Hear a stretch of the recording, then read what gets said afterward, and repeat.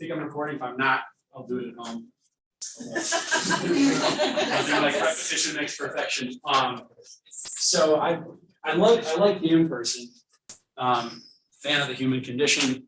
I mean, I think it's connectivity that sharing our stories brings life to otherwise some dry things like accounting. My background is technical accounting. I've made my way to finance, but some of this stuff, if you've read the textbook, can be a little bit dry and hard to follow. So I kind of wanted to begin the class by introducing ourselves and kind of sharing our homework assignments. I hope you guys got a chance to watch the first lecture because it kind of made the homework assignment a little bit self-explanatory. But just to give a high level, who got a chance to actually watch the video? Okay, fantastic. I did too. My 18-year-old nephew is entering IU Bloomington right now. Watched it, but he has YouTube channels, but he does other things. It's like skateboarding, so it's kind of trying to get him into that. So finance. Does anybody have an idea of what finance means to them when you think of finance? I mean, I have my feeling, but anybody think about what that means? 30-second sound bit. If you're gonna try to pitch this class, what would you think of finance? Very basically, I think management of money, Management of money. Got it. tracking, movement. Okay. Accounting for it. Movement. Okay, so movement is going from some place to another place. Is that the history of it, or is it the future? Is it the past? What? It could be any of this. Yeah, I think so too. And when you guys think about the past of finance, what might that mean? Something that's happened, like if you're driving your car, right? You're in the rear view mirror. That's the past. That's exactly what happened, right? And then maybe the miles of road that you could measure would also be the past as well. That you could like put the pause button. And then where you're going, 18 miles to the South Bend exit, like that's the future. You might have to plan. You might have to think about how much gas is in the gas tank. You might have to think about how fast you're going, what kind of horsepower, what kind of engine, what kind of cargo you're carrying. So this class is really just about, as it relates to money, which is one way of measuring economic activity. There's a lot of different concepts we'll cover. We're kind of joining finance is the combination of what happened in the past, what that means for your prediction of the future, and how you can value things, how you can buy things. Here. So the first lecture, you notice the bold here. There's a reason that this is bold. The first lecture covered what happened in terms of activity. What was the story? When you press that pause button, what did you have? And then the intersection of these two in the statement of cash flow. The reason why these are bolded is that this is financial information in the form of financial statements, which we covered in the first lecture, are the income statement, the balance sheet, and statement of cash flows. This is the financial foundation for your modeling for what something could be worth, what you would buy, which is what you would pay for it, which is what we're gonna cover in this class today. But a way to kind of, like I began last class by rolling up my sleeves. I know we've got a great textbook, but my world of the last 18 years has been doing the accounting and doing the finance.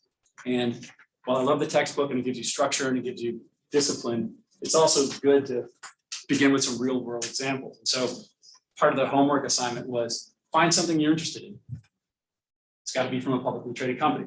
Publicly traded company means what? You remember from the first lecture. Rule by underneath the SEC. Beautiful. So Securities and Exchange Commission, right? Started in the 30s. John Kennedy's father knew a little bit about some nefarious business. He was the perfect guy to start the SEC because he knew how to break the rules. He created the rules. He saw how there was different ways to tell a different story using different metrics. And so the SEC streamlined the metrics so you could compare apples to apples. SEC governs, if you think about a private company versus a public company, right? Something's on the stock market, you can buy it. You can buy a share of Starbucks, you can buy a share of Portillo's. Not only can you buy a hamburger in Portillo's, but you can actually buy an ownership, fractional ownership by buying a share on the stock market. And so if you're gonna go and you're gonna buy a share of something in the stock market, what's the first thing you need to do if you're gonna place that order?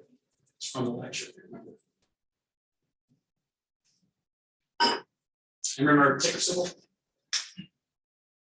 So ticker symbol is simply the code that you type in if you want to buy one of your publicly traded companies. Could be Starbucks, could be Portillo's, it could be Patrick Industries that's down over in Elkhart. And it's going to have a 3-digit or a 4-digit letter code. And that's kind of how the homework assignment kicked off, as you chose a company that you're interested in. You found out what the ticker symbol is, and then you did X, Y, and Z. So maybe if we could have our first volunteer share their story about what company they chose, we get the ball rolling and spend about an hour drilling through the things that are gonna pick our interest in the modeling. The modeling can be dry, so bring it to life. We'll have a lot of good questions. So anybody want to volunteer? Oh my, Zane. And maybe give a little bit about yourself, why you're interested in the class, what your intentions are, not your life story, but you know. So I think in a couple of the other financial, like the accounting classes, had a little bit of experience with it, so I'm looking to grow and build upon that. Okay, And so the company I chose was Zimmer Biomet. So it's my employer. is that Warsaw? It's Warsaw. Okay, not Poland. Okay. So they're a medical manufacturing device, right? Correct. So that's Zimmer. What's the ticker? ZBH. Z. Okay.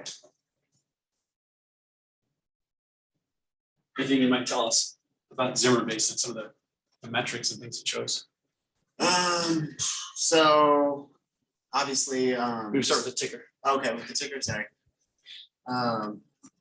It's a ZBH, right? Yep. So that's how you type in and I can find it. So it's publicly traded, and it's got a code. ZBH. So just going high level back up the past couple of years of the pandemic, you know, the healthcare company that got rocked pretty hard by the reduction in surgeries. There you Kind go. of away from the financial side, but I think the tie-in's interesting to like the market share, market cap and how much that has dropped. Yep. Start to come back. And where would you find the market cap and how would you calculate the market cap? So up on Steve. April. Ooh. All right.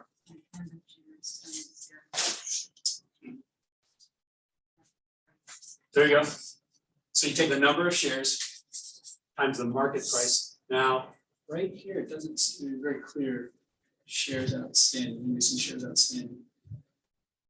You had to find it, find out your market cap. Did you go to your 10Q perhaps? Yeah. Okay, what's on there. okay. So you could back into this. You could take 26.77 billion divided by 127.9 to get your shares outstanding. What is the concept of market cap? Does anyone recall? It's the market's valuation of the company. So you want to buy this company, it would cost? Yeah. 26.77 billion. It's market cap, it's how much something costs. And one of the questions we're answering today is why? Why does this price here make sense? And why does this make sense? It's a concept of valuation, covering financial modeling and valuation. Thank you. Anybody else have like a company, a story, Mike, any? It was, I chose GoPro. and Okay. There is a story.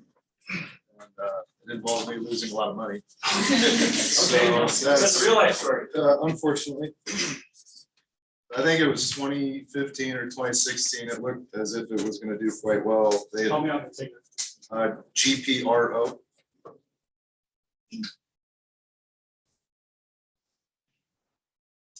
Ooh, okay. Yeah, I bought it at like 15, so. Ooh. And it went down to 2 or 3, I think at one point. I was Yeah. too angry to follow it. And since I'm stubborn, I still have it. Yeah, that's, I'm gonna ride it until it makes me money or it goes bankrupt. long-term investment you put on your head and watch the ride.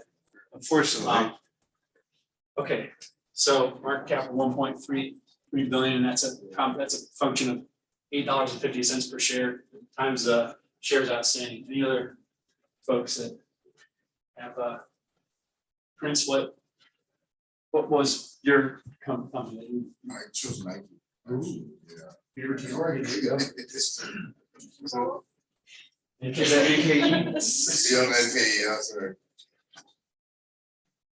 They've got a huge market cap. It's probably what, $212 billion. You would buy Nike. And so that's a mega cap stock. I mean, they're probably Fortune 100. Yeah. Massive. In terms of the things that struck you the most in terms of some of the, was it the revenue? Was it something on the balance sheet? It's all here, so Yeah, you can help me drive. revenue was big time. It was 11 million. That was documented in November of the 31st last year. Okay, That was good. I was looking at the total inventory as well. Obviously, they're all worldwide, so inventory was global presence, big footprint. yes, yeah, so 6 million, 6.5 actually total inventory. So that was also now their operating cash flow was negative though. Or, sorry, investing was their investing and their financing was a negative, yeah. 3.8 million and financing cash flow was negative. So, yes, for a company that with that much revenue and that much profit, positive operating cash flow, that means that after all the revenue they sold, the cash they collected, and the operating is you're paying your bills. It's what you're doing to actually generate your business, right? It's actually what happens. Income statement really tells a lot of the story and drives that there. But also in operating cash flow, there's a balance sheet concept there, right? Because the balance sheet is when you press the pause button, what do you have? What do you own, short-term and long-term? And what do you owe, short-term and long-term? And so like things that you've got short-term would be inventory. So if you're Nike, it's going to be your raw materials, it's going to be your finished goods, it's going to be your work in progress. If you've got a half of a running shoe that's on the assembly line, you press that pause button. And but you can monetize that short-term asset. That's called short-term working capital. Monetize it by selling it to someone, they give you cash. Now, if you sell something, but you hadn't got cash for it, does anybody remember what that was? So for example, Lori, here's my phone. Okay. And you are a credit-worthy person. I'm going to sell you my phone for $200. Okay. You really want me to take it? No, Oh. it's gonna be an example. It's gonna be an example. Actually, if my back was, it would have been so informative. So you would have got, it'd be on your desk and now it's yours, okay? Okay. But we have an agreement that you pay me in 30 days, Mhm. okay? So does anybody know what I've got from Lori now? There you go. So what is it? What is the concept, Cara? What's the concept of accounts receivable? That they're owed $200 at some point. And it's an asset. Waiting for that, yeah. It's an asset. This is a concept, this is an instance of an accrual asset. It's something that I've got the economic right, but I haven't collected cash for it. So in this case, I've got a $200 accounts receivable from Lori. Lori, conversely, what do you have?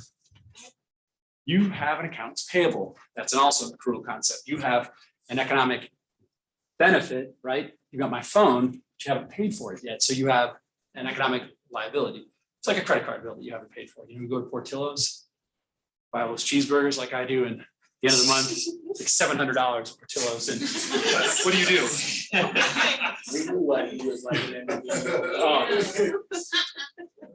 Schubert, what was your? Did I get that right? Schubert? What was it for you? What was it the company? So it's saying it is. Yeah, Nike. Okay, so the balance sheet. Nike, big balance sheet, small balance sheet. They have a lot of AP, a lot of AR, but.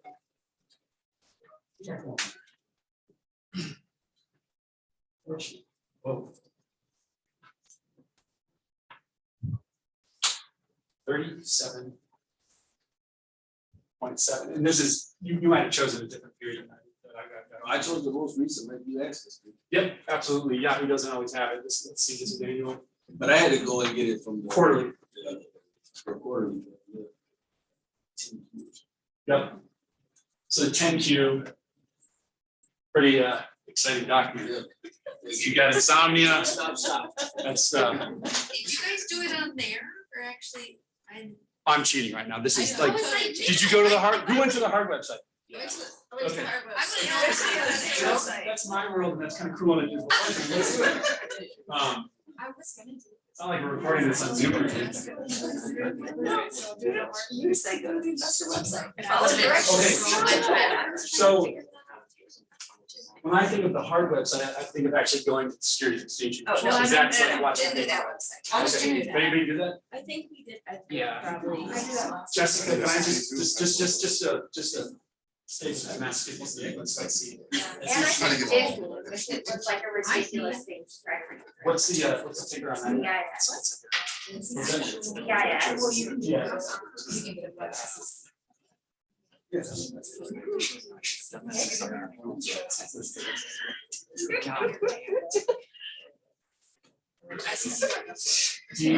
So this is like the belly of the beast. This is like an administrative agency of the United States government, they're judge, jury, and trial. They make all their own rules. You get in trouble with the SEC, like you go to court, you're charged, you get a fine, you don't really have the ability to appeal. You can, but it's not likely that you'll win, because they're there to set an example. If you want to be a publicly traded company, you have to play by the publicly traded company rules. If you want to be a private company, you can do what you want. You don't have to follow that. You might not get a loan, but this gives you access to the capital markets. Disney.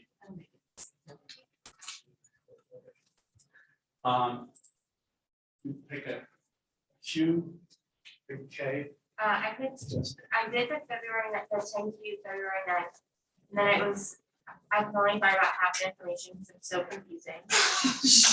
Yeah. Two of us. And so then I went and found on Disney's website, they had like a separate section that said, do you just want this? Do you Okay, just want it? And then I like found the rest of it. they're investor relations. Yeah. Okay, what was the first, tell me something you couldn't find when you went to the SEC, I'm just, maybe I'll write a letter. I had a hard time even finding like profit, because it was Oh, all over everywhere. oh. And then what else couldn't I find? Now, were you looking at, you're trying to find like maybe gross margin? No, I was, well, this is, maybe I wasn't on this one, because the first one I saw had like all their different companies broken out into separate sections, Okay, and there was like 15 of them. Like, Got it. here are movies, here are parks, Yep. here is, operating segments. yes, Okay. and everything was this segment, and I was, Oh, what's that about? Yeah. yeah, it was shredded. Yeah, no, So it's- maybe I looked at a K instead of a Q or something. So Qs are like the short book report, Ks are like the long book report, Yeah. and so the problem with the K is you have to go through all of this boilerplate stuff, and some of it's interesting, some of it isn't, some of that's colors, some of it's photos, part isn't, it's photos. But the Q, the beautiful thing about the Q is it begins smack in the middle, or smack at the beginning with the financial statements. And so in the case of Disney, one measure of profitability is what we call net income. Right? All the way over here. And then $1.15 billion. Now, interesting, on revenue of 21.8 billion. And then the stuff that cost them on the different line items, 13.2 of cost of services, cost of products. Now look at this is very interesting. One of the main costs of Disney is an actual service, so they're paying people, right? Okay. Every income statement is gonna look different based on what the nature of the operations are, what they're selling, what your type of employees are they blue collar, are they white collar? I mean, in the case of Disney, it might be a combination of both. Some really high paid executives and maybe some hourly folks that work the park, maybe folks that work the parks. April. What was the company that piqued your interest? GM. Okay, heard of that. What's the name of it? They made like They make Camaros, the that's. boats, right? Definitely votes. Did you go to the IR, the investor relations site, or did you go, okay, so let's start with something. a little bit Yes, more. I was really intrigued by their presentation. That was eye-opening, like how much they're banking on the automated vehicles and electric vehicles making EVs, their yep. profits in the next decade. It's like, ooh, they're putting a lot of trust in that right now. Okay, so they have a very good investor relations department. I just did GM investor relations and I didn't have to go to the website and click about us. Oh, we have a company. Oh my God, it's publicly traded. Oh my God, okay. Mhm. They have, so they've obviously, there's probably like 20 people who work for this IR department. They do PowerPoint decks, they've got the presentations, they've got the videos, they're trying to sell a story to investors. And they're a publicly facing company, you know, you have B2B, business to business. That's kind of like my company. We don't face consumers, but if you're facing the consumer, you're gonna really invest in your image. So where do I go? What do I do? So financial statements first, you go to the deck, which one? I looked at the deck first. Okay. Because So of good. the 2021 investor event presentation. Okay. It's on your shareholders. Oh, shareholders. Stock information, SEC filings, news and events. Events, It actually might be on this page, scroll down. No, it must have been somewhere in one of your parts. okay. So what was the thing that jumped off the investor relations thing? That they're just, the automated vehicles and electric vehicles are the things that they're really looking forward to and banking on and investing in for a lot of their, And was there any financial information about the EVs?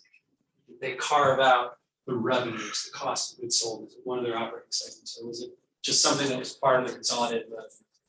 the only one that they really pulled out, the operating cash flow. Ooh, They have a -7 million investment in the cruise line, okay.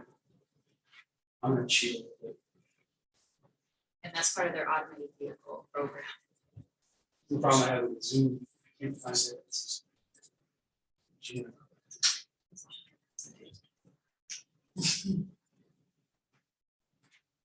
So, financials.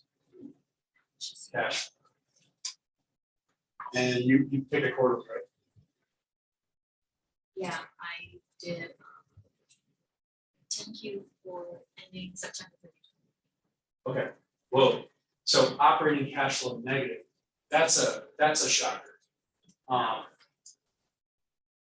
What was your feeling that drove that? It was It looks like because it's it is- positive. It's because they split it on their, on the 10Q, they split it into automotive and then the cruise. Because they wanted to differentiate between them. So for automotive, they had a 3 million positive, Right. but the cruise was a 7 million deficit. Cruise is one of the products. Because that's the one they are investing heavily in. and doing EV, it's lot a of loss research making and issue, development. so they're trying to like lead by a loss making product to get a critical mass. Anybody else have a story about operating cash flow that's negative? How do you stay in business if your operating cash flow is negative? Kind of tough, right? Whoa. I had Under Armour, Abby, yeah, I had Under Armour, and I picked them because I was. okay. Are they based out of Austin, Texas? I don't remember. Can't answer that question. What was that ticker? eBay.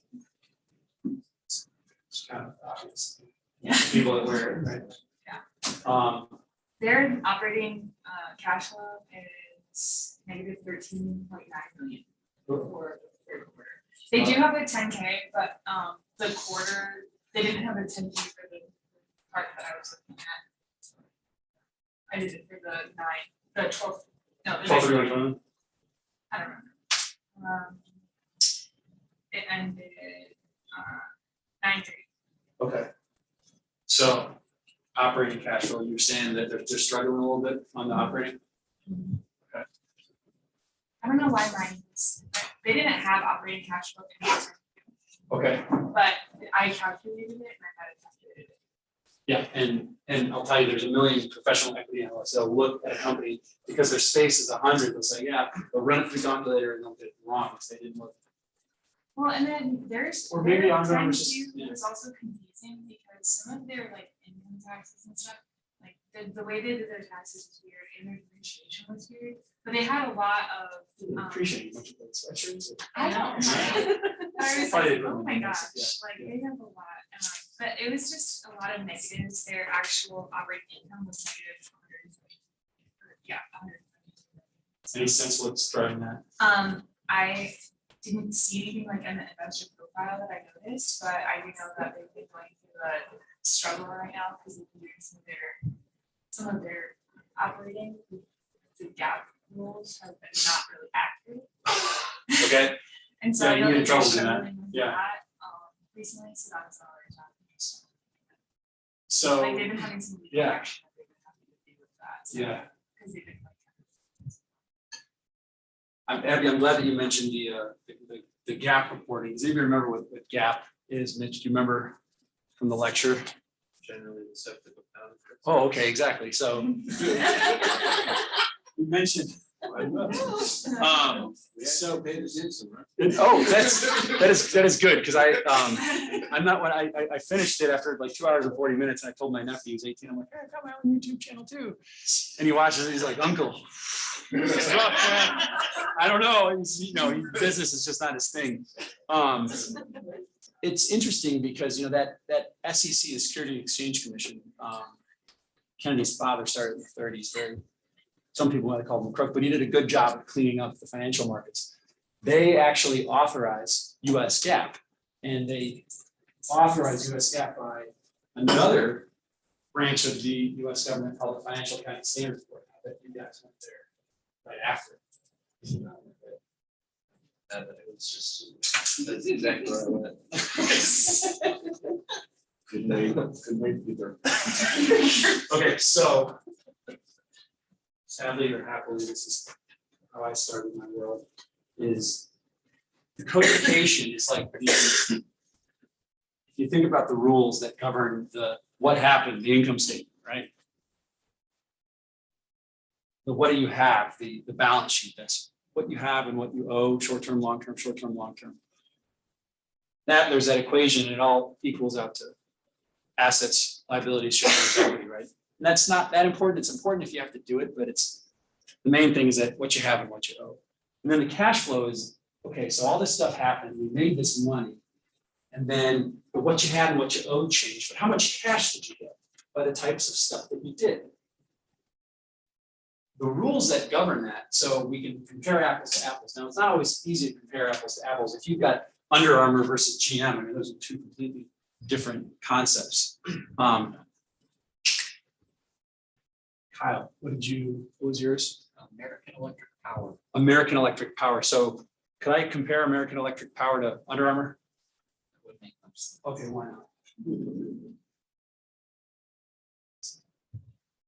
Do I want to go to investor relations? Do I want to go to, So that one, it was kind Heaven of. help, it's not SEC, we'll get there, but.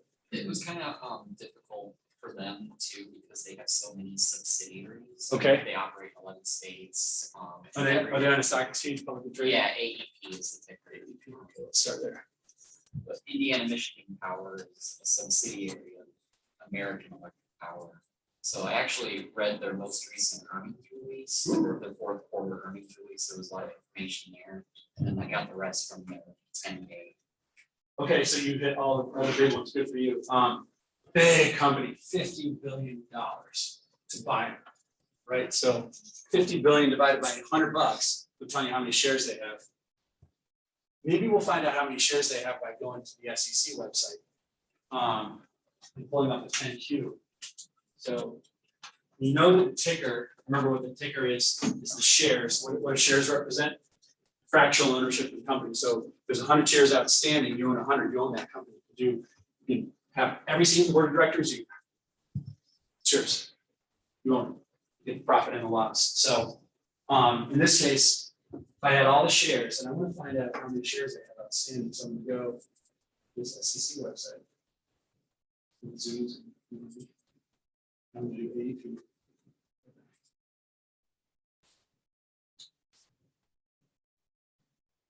And pull up, what 10Q did you pull? Most recent one. It's for quarter ending September 30th.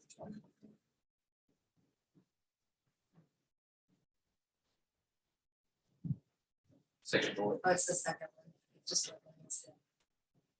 This one. Yep, Yeah. it says at the end. Oh, I really? think somewhere. Okay. So the Q is a little bit merciful because you get to the financial information right away.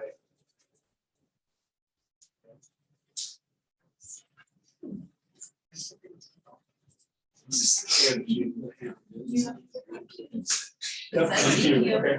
So this is an example of just they're staying within the rules, but they can have some leeway in where they actually present. They have to do the income statement, the balance sheet. So here's their income statement. So revenue 1.2 billion. Electricity purchases of 188 million, so gross margin of $1 billion. Now, one of the assignments was calculating gross margin. What is the concept of gross margin? It's your revenue plus a certain categorization of the things that you spent to sell the thing that you made, but not with all the things that cost you. So it doesn't include your interest expense. It doesn't include your depreciation and amortization.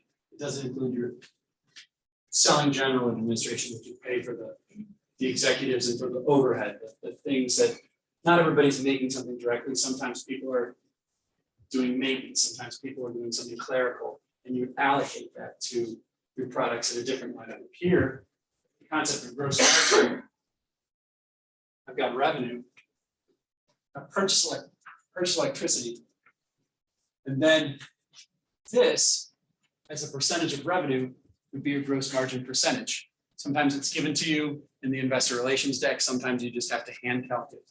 Here, do they have an operating income? Okay, so this is an example of, they've got some other costs, they've got the gross margin, but then more expenses, other operation and maintenance, depreciation, amortization, taxes, and income taxes. And that gives you operating income a little bit less than this, a lot less than this because of these costs, right? This operating income as a percentage of revenue, it's called operating margin. That was one of the homework assignments. Anybody calculate that for their company? Jeannie, That's what okay. was, So I picked Costco because I have a shopping product there. you really? Who doesn't? I'll show you my card. I like planning my trips around how I can get in and out of there as fast Your as I minimum can. is what, like $200-$300 just. Usually, buy yes. Which is, it's like $17. So You got it. If I can get in line at like 9:55 before they open the door at 10, then I can be out the door in 20 minutes because the crowd's coming in. yeah, so CSCO, did you go to the investor relations? Is COST, I think, right? COSC, okay. Telling Oh. you. You have to be like. And where, and when what really got your attention, was it the investor relations, was it Yahoo, was it SEC reporting, where did you go first? I went to the investor Okay, relations so and I CSCO. also looked at Yahoo, but I started with the investor relations.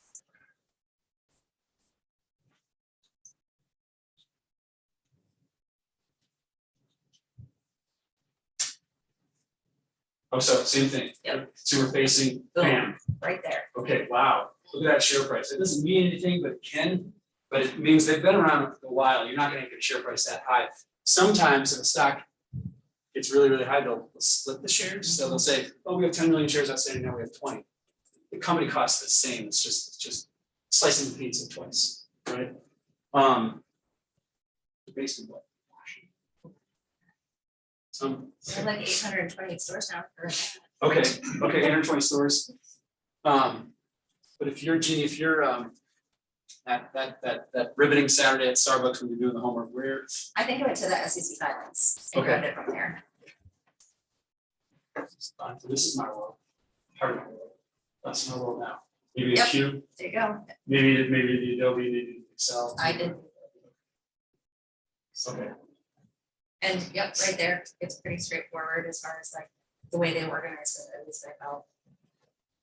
so their sales, you've been to Costco, that's the folks that are buying the groceries, right? So it's probably point of sale. I wouldn't think, if you're thinking about, I'm Costco, I'm selling you guys stuff. And you're gonna pay me back, okay? You're not a vendor, you're a customer. What type of asset would you have if if you had to wait for the payment. In the case of Costco, would it be big or would it be insignificant? For accounts receivable. And then for Costco, it'd be small Why? because it's gonna be generally cash transactions. Okay, point of sale. So I don't remember a bill from Costco ever. I remember paying them immediately. Now, then I had a Visa, right, that $410. Trail Mix. I don't know if you guys. Costco, that's kind of what you go there for. Paper towels. Yeah. Come on. I got a generator once for $500. Toilet paper, yeah, COVID, definitely. So, I should probably have a line on for toilet paper and COVID.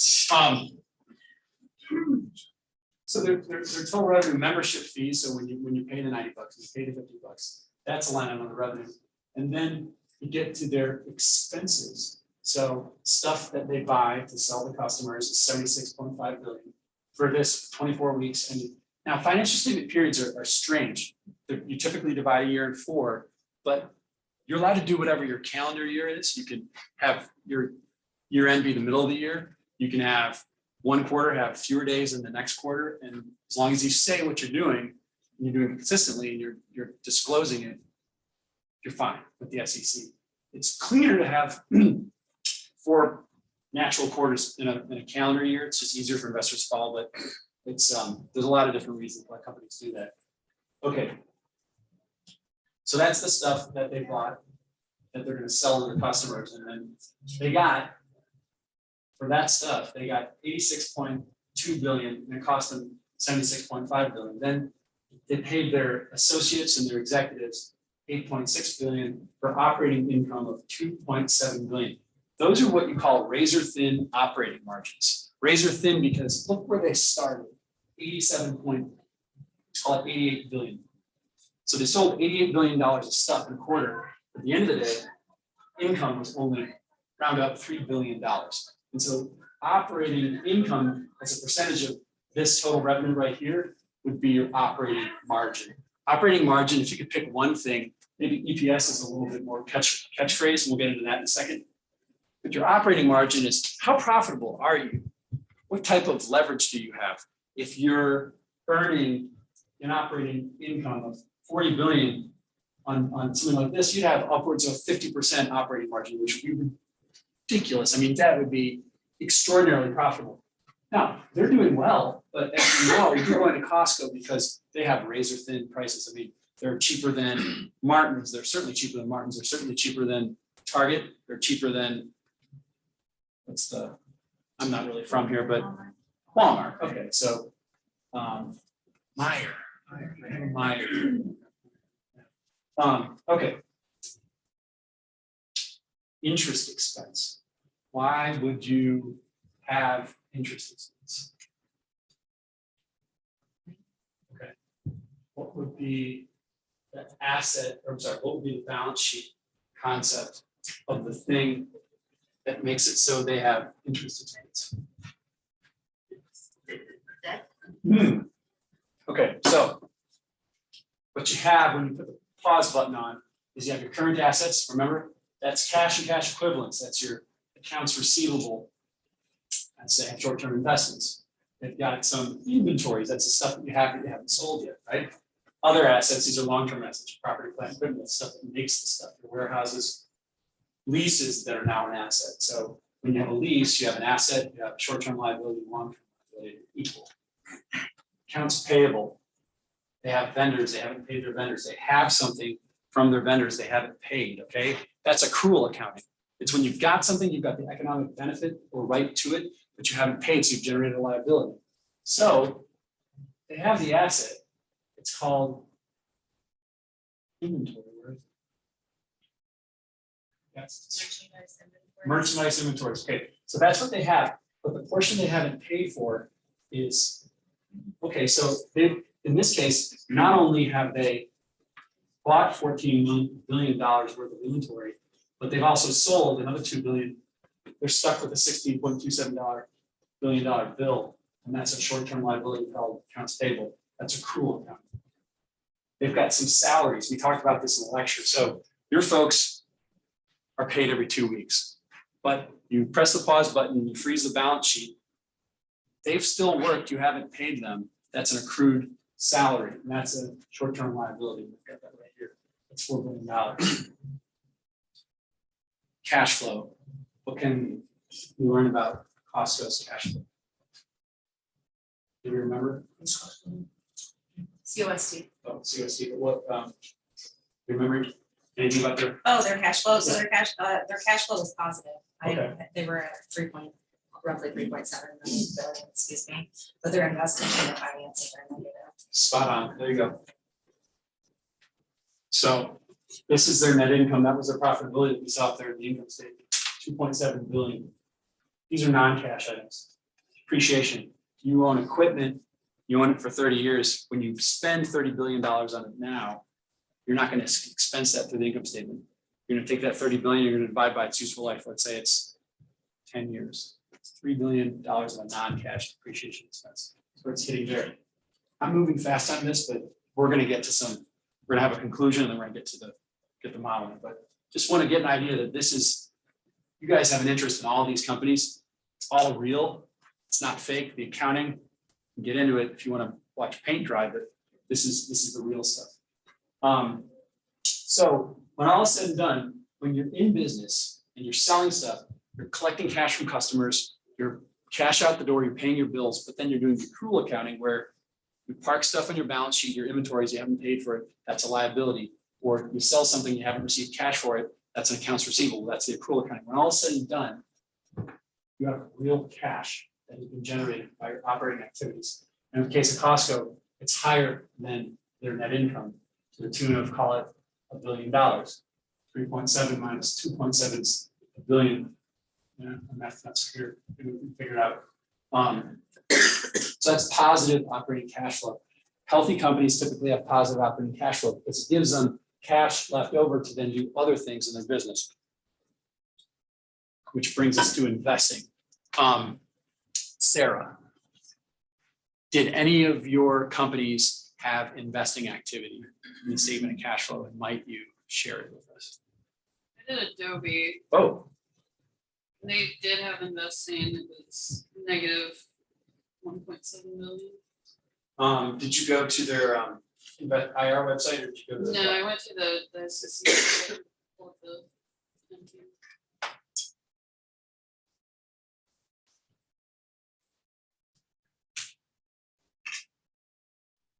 ADB.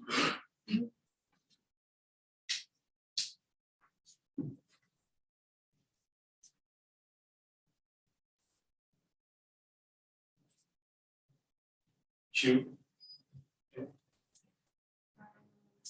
I don't think I think I did the September one. Okay. If I remember correctly. Sounds like Okay, it was- one of these. Skip the cash. So they started with their balance sheet. Best practice, start with the income statement, you can start with the balance sheet, I guess it depends on what they believe is most prominent, tells us the best story. I think for Adobe, they want to start with the income statement. But we'll bear with it. So Adobe.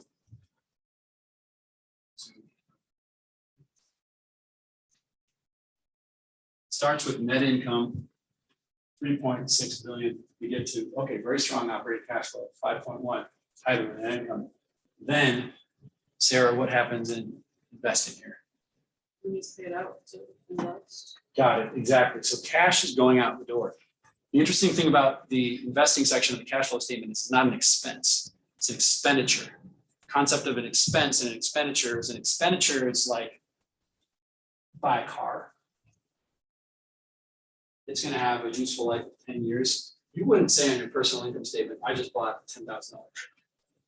You're gonna say, no, I have $1,000 a year for 10 years as an expense. And in the income statement over in Adobe, you'll see in the income statement up there, it's gonna be called depreciation. And then when the cash goes out the door, when they actually buy the equipment that they have, which is buy their software equipment and the computer equipment, it's showed as a negative because it's an outflow of cash on the investing section. So they generated 5.2 billion in cash for their operations. And then they reinvested 1.8 to buy stuff, to make stuff. Financing. So we were talking earlier about interest expense and how in order to have interest expense, you have to have a liability, It can be a short-term liability, it can be a long-term liability. Normally, it's a long-term liability, it's called debt. Adobe, looking at their financing section, because the financing section is about how you pay your bills when you don't have enough cash out here, or if you want to buy some equipment, you don't have enough cash left over from here, or you want to buy a business, and you don't have enough cash left over from here, you have to finance it. Think about a credit card, think about a mortgage, those are consumer metaphors for what businesses do. And what businesses do have a lot in common with what we do as people. Here, Adobe is actually, interestingly enough, they're not borrowing, but they're actually buying back their stock, which is a strange thing to do. You can actually buy back your own stock.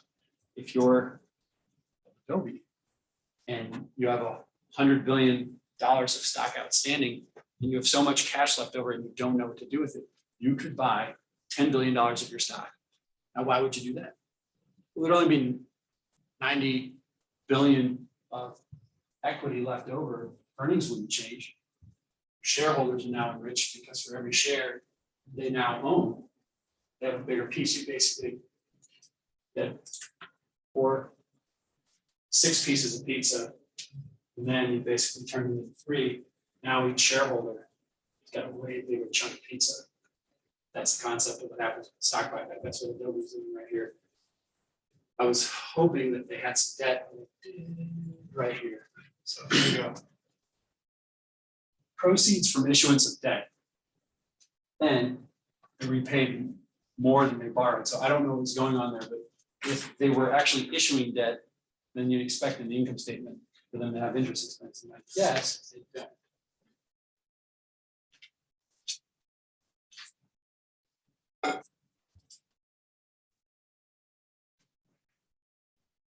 Interest expense, fairly small. They've had a little bit.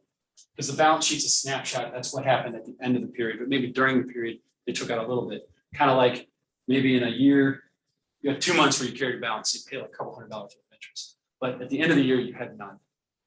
But you still had interest expense during the year, so that's what they're seeing there.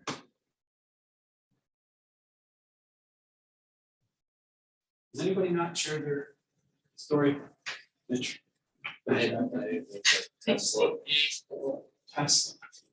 That's the lender. Yeah, exactly.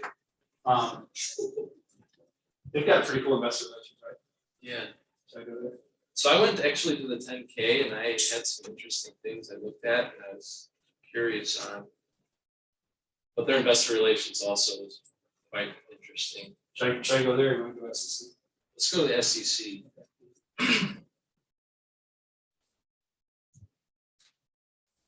CSLA.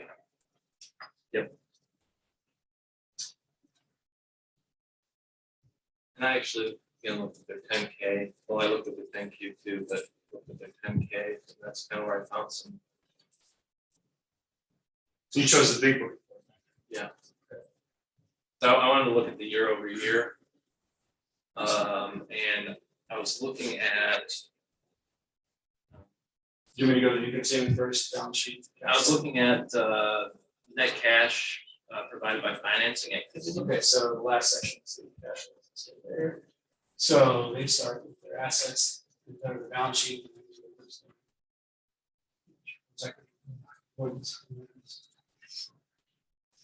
Okay. We're going financing. Actually, You did the other Tesla. yeah, so it was interesting how quickly they turned that, I mean, that number turned around from, what was it? 10 billion. -5 billion to 10 billion from 2020 to 2021. Okay, so you're talking about the financing section? Net cash. Financing, it's a.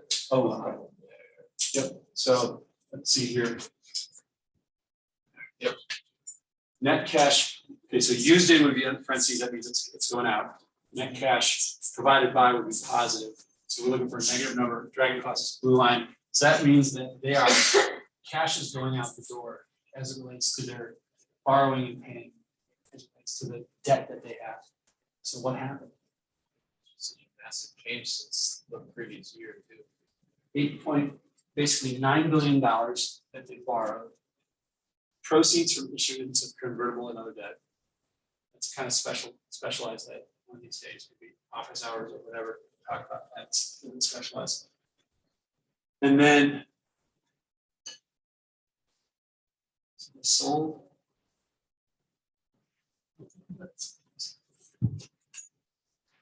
Okay, so that's cash in the door, $8 billion. Then they paid 14.2 billion back. Might not have been the same convertible debt, it might have been different issuances, kind of like you got a Discover, you got a MasterCard, you get a Visa.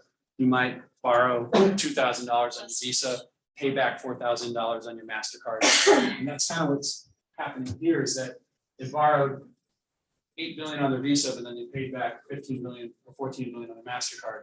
And that's going to be a use of cash out the door as it relates to the debt activity. And that's what you're seeing here is a use of cash as it relates to financing of $5.2 million. So looks like they had a good operating generation of cash flow, not so much here, a lot less here, went from 2.4 to 6 to 11.5. And then what did they do with it? Investing, that's how you invest back in your business, by equipment, by buildings. That's also increasing relative to their profitability. So 2.4, then they spent 1.4. They didn't spend it, it was an expenditure, right? And then it shows up in the income statement as depreciation. It's building up, now it's 3.1, they're investing back.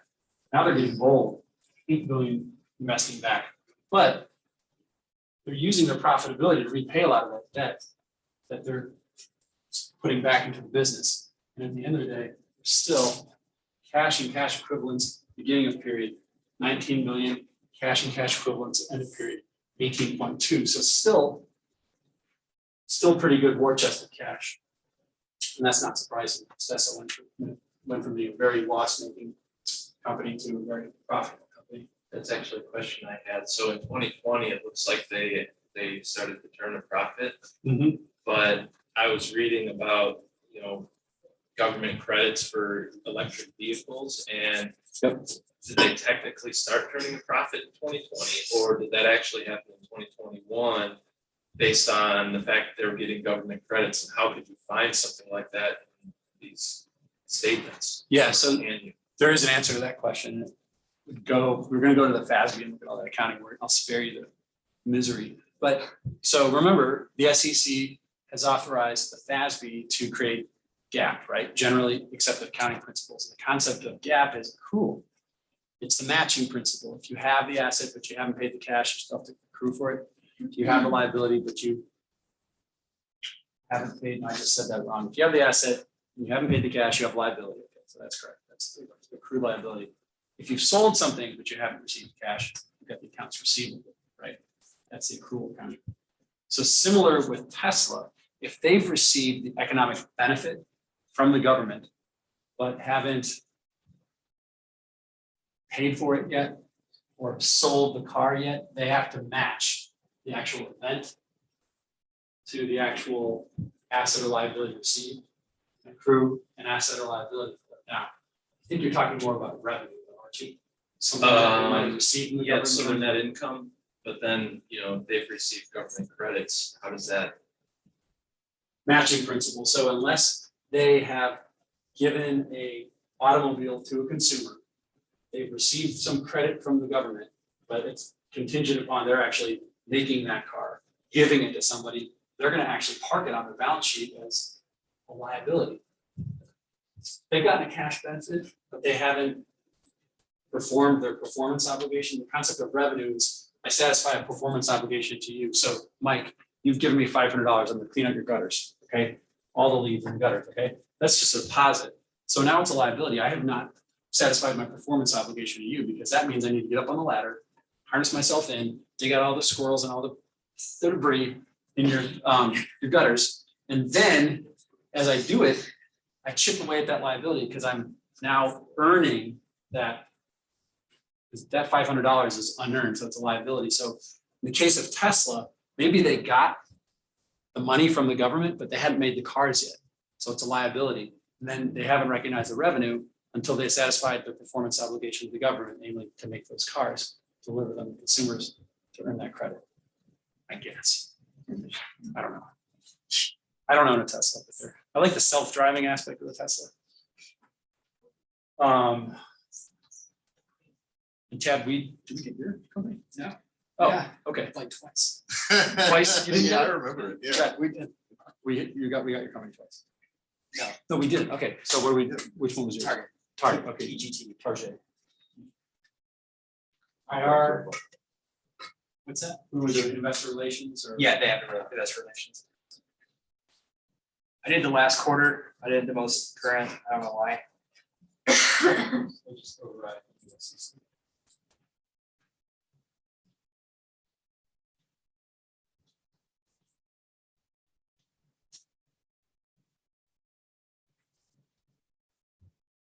Okay, this is pretty easy on this website. Where, help me drive, where we're going. It was in, I did the 10Q. It should be the October 30, 2021. It should be at the SEC filings. Yeah, investors. Then the group all filings, I did the 10Q. It should be quarterly under the group on the top. Okay. Drop down.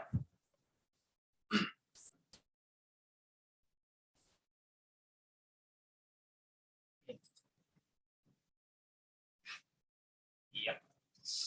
So it's interesting about Target, I've actually used them as a example. So worked at several publicly traded companies that aren't the first to adopt a new thing. And there are big companies that adopt a new thing first to kind of show their homework first. And they're not doing it because they want to show off. They actually cooperate with the SEC to get special treatment. Target's one of them, and they did that for the lease standard. So their accountants are top notch and they're kind of at the forefront. They're doing things for everybody else. So what struck you about Target? What did you, Chad, what was?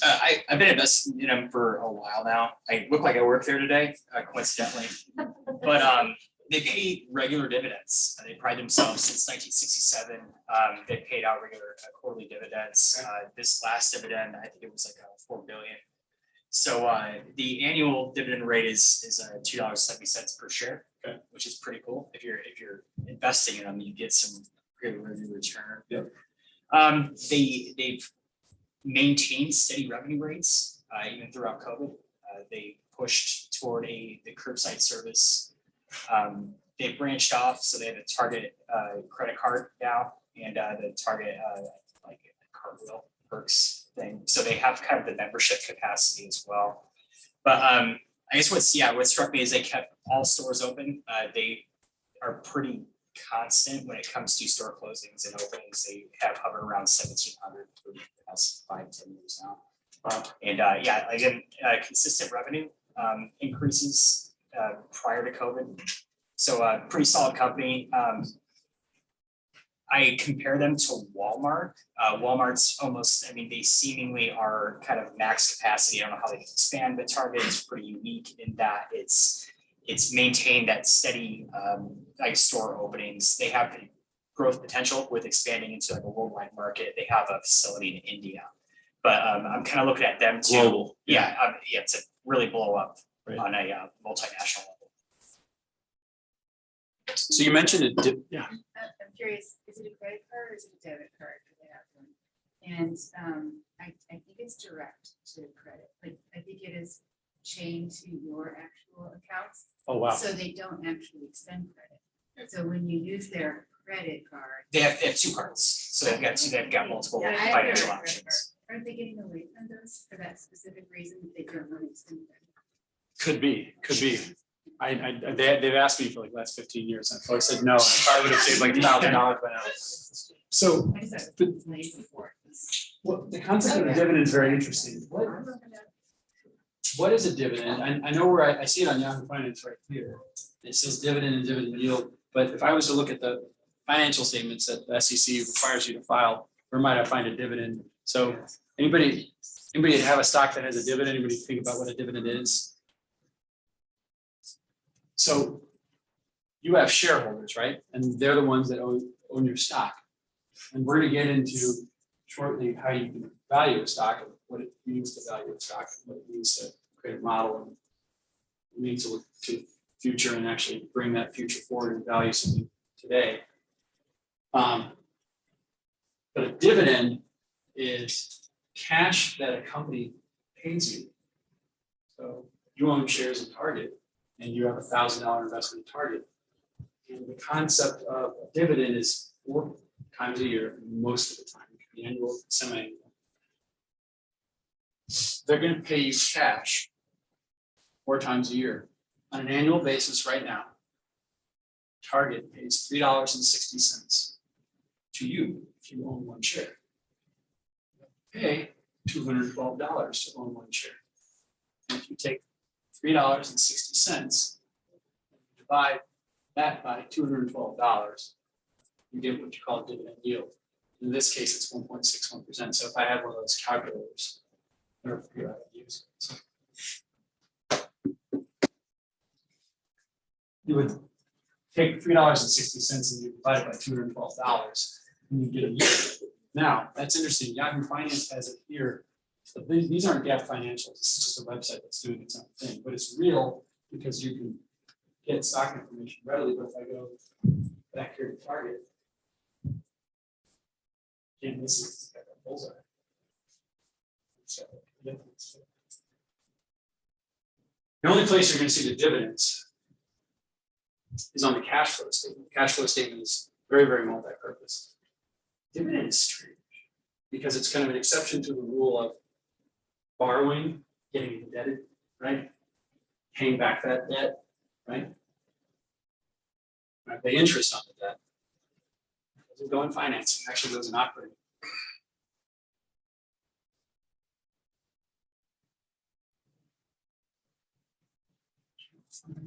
The dividends keep going down under. Dividends, yeah, dividends is gonna be financing, opposing for interest. So the only place you're gonna find dividends, not gonna find the income statement, because when you pay a dividend, it's not an expense. It's considered a return of capital. So it hits your balance sheet in a really weird way. It's called an equity account. That's not something we're gonna really cover here, but it is in the case of dividends. When you pay a dividend, it's gonna be a cash out the door. It's a negative. That's what this brackets around it. So Target makes its money, makes it $6 billion, spends $2 billion on equipment, 2.4 on equipment. It sold some stuff, proceeds from Dorm's store sale. So it sold some stores, got $356 million for it. So $2 billion cash out the door for investing activities. Investing is reinvesting capital expenditures from your cash generated from operations. But then when they bought back a lot of stock, we already saw that in another company we followed today. That's $5 billion. But then the dividends, they paid $1.1 billion of dividends to their shareholders, and that shows us cash out the door, a negative, it's a bad guy, call it a bad guy. Call it positives, good guys, and negatives, bad guys. And it eats into their cash. So they had 8.5 billion cash at the beginning of the period, and based on this guy, and this guy. Decrease in cash and cash equivalents was 2.8 billion, leaving them with 5.7 at the end of the period. At 8.5 at the beginning of the period, less this net decrease in cash, leaving them with 5.8. So I think we've just looked at how many companies? 1, 2, 3, 4, 5, 6, 7, 8, 9, 10, 11, 12, 13, 14, 15. Only one more person can show up to class, I think. Oh, so we have everybody. Did I, Cara, I didn't ask you? Okay, so what did we? It's AECOM. Okay, what's the ticker? ACM. Should I go to investor relations? Should I start with Yahoo? ADM or should I do it? ACM. Always.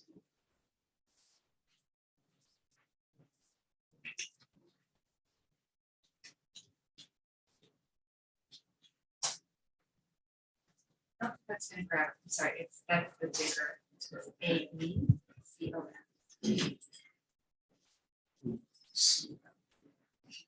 Oh. What are they about? Engineering architectural services. Okay. They're the largest engineering firm. Are you an engineer? I mean, Oh, okay. I'm a municipal engineer, so I was interested in how much money some of these companies are making. Right. And so if I was to pull open, where'd you start? The investor deck, the SEC, I started here as an investor. and what struck your fancy? Was it how much they made in income statement? Which is it what their total assets were on the balance sheet? What was the thing that really? Choose one thing. Yeah, I think Okay. So, so I worked for a private firm years ago, more of a regional firm, and I think our revenue was around $50 million, so that would be like an Indiana regional fund. Yep. And our revenue is 3.3 billion.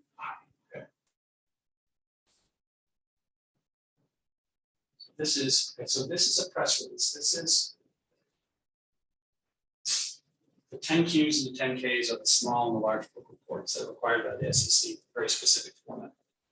The earnings releases are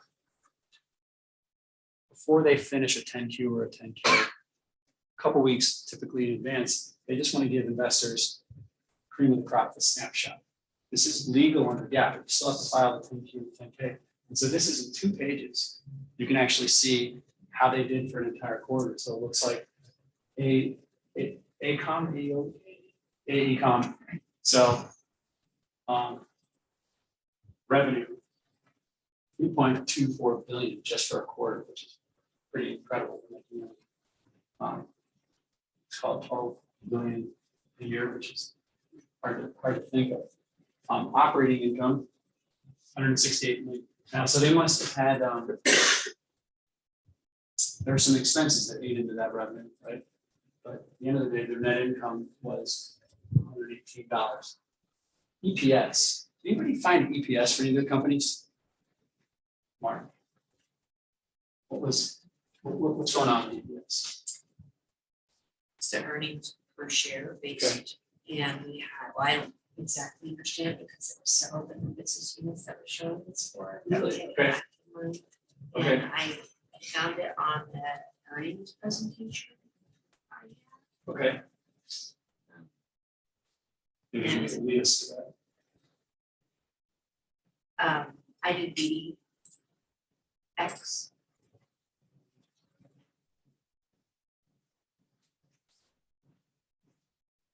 Bexton Dickinson Company, Yes. That's my. big company, 75.7 billion. You want to buy them, right? EPS $5.76. How on earth can you calculate EPS?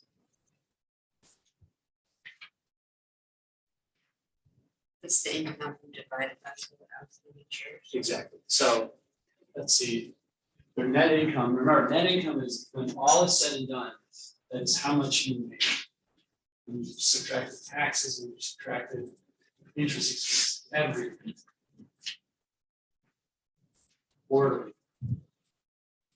So get all the way down to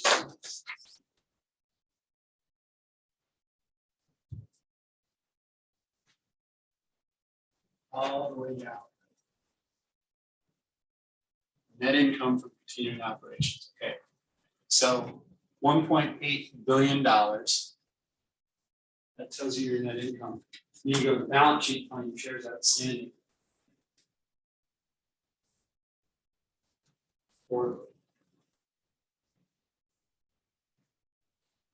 Ordinary shares. So I would take my net income number, I would divide it by 284,771,000 shares outstanding to get to my earnings per share. So a share is a fractional ownership in a company. Net income is your profitability based on all the revenue and all the expenses at the end of the day.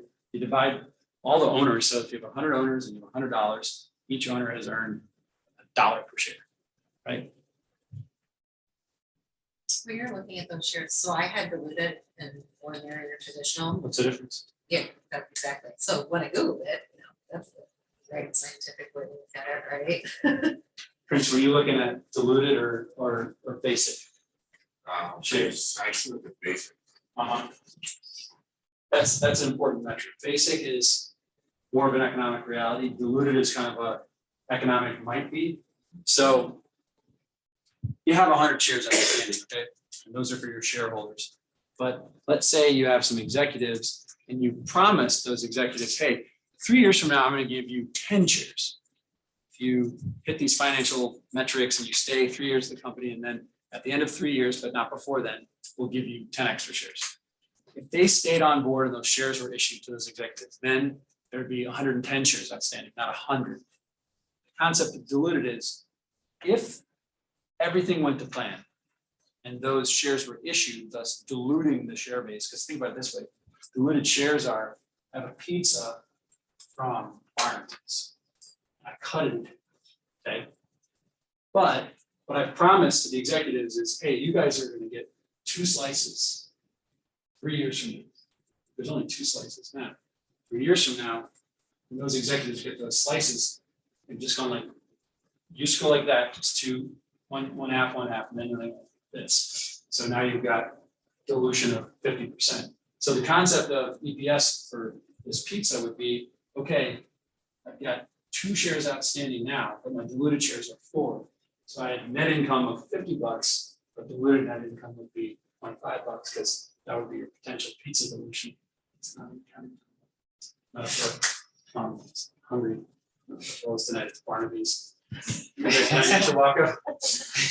delicious. They got me gluten free. Okay, so who is everybody sharing it? No, okay, please. But this one's really cute. If you go to the investor relations, and I did BarkBox, because I'm a crazy dog. person. BarkBox? BarkBox, so it's Bark is the BARK. Yep. This guy? Yeah. Okay. So now, but if you go to their, I think, yeah, I had to go to Edgar to get the 10Q, but their investor relations page has got the kind of an interesting, Bark Investor Relations. yeah. You guys are gonna love this. And, oh, they actually do have investor relations. I mean, it's Is oh, it? there you go. Great people to hang out with. Please. He's all up seeing the cash flow, so he's cash and cash equivalents copy, okay. But here's the thing, they just went public in last May. But their operating cash flows are minus 146 million. Their investing cash flows are minus 17 million, and the only positive they have is financing, which I'm assuming is because they just went public. Mhm. But if you look at their presentation, they list right in their own presentation, management, I think it was like their last management piece slideshow. EBITDA is the negative. Ah, Negative 11%, negative 13%, negative 7.9%, negative 2%. Well, who decided it was a good idea to put them on the? The investment bankers and managers, so investment bankers have what you call a profit incentive, they're gonna take a slice of the deal, so you're gonna go public, and then it looks like they went public at like $700 million or something like that. The investment bankers are gonna get a chunk of that, for putting up the capital and, you know, rallying the crowd, driving interest, they're doing, you know, they didn't have an investor relations department, the investment bankers did it for them, so, and you never know, Tesla was loss making for several years before they actually began, because it's a good concept, but maybe what they're doing is they're spending a lot of money on inventory, right? And they're investing a lot of working capital. So Lots of that's- squeakers. a lot of squeakers. And then maybe, and it looks, well, I can tell you right now, they're not profitable, so they're selling, you know, $100 worth of squeakers for, it costs them $120, but they're just maybe trying to get into the market, spread out their footprint, and probably put other people out of business through critical mass. and they're generating losses, and they just got all that cash from the IPO, they just went public, they got all that cash, they have it in the banks, they're trying to drive the business. They're not spending a lot of equipment, maybe they already had some, but maybe they're just trying to stay alive right now, looks like that's what they're trying to do. And they're borrowing a lot. They're borrowing a lot because look at all of, oh, they're doing some nasty borrowing. So this isn't even debt. This is when you basically, this is a great, nasty thing to do, shareholders. So you're public and you just went public and you got all this cash and now you're shareholders and you're basically saying, hey, you know those 2 slices of pizza? Let's make it 12. And we'll get the cash. And so that's what they did. And so this is, you own shares? No. Oh, I'm just saying. Thank God. It could work, but this is so exciting because who hasn't done it? Okay, so we've just had the entire class share a story about a lot of different companies. And what it all had in common is that there's lawfully required financial information. It all looks different because the companies are different and it all tells a different story. But what it is it's financial information, which is based on accounting, debits and credits. I'm not gonna cover that stuff, but there are rules. But even though accounting seems weird or boring or whatever, the income statement tells a story of what has happened. The balance sheet tells a story of what you have, and that's what you have and what you owe. And then the cash flow tells a story of what else is going on that the balance sheet didn't say, and the cash flow statement didn't say. And so after we take a break, call it a 10-minute break, we'll get into financial modeling that says, okay, now that we've got this stuff, now that we understand it, let's go value a company. So I see it's about 7:48. You guys want to regroup at about 8 o'clock?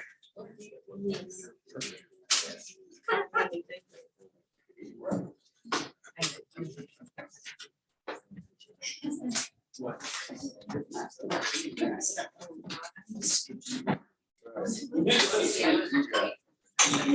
Yeah. It's like, well, they hit him so much. They just went. So.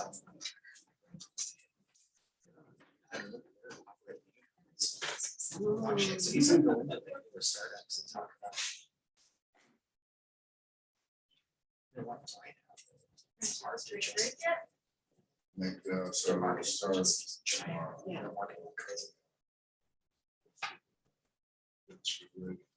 Oh, I've lost my hands.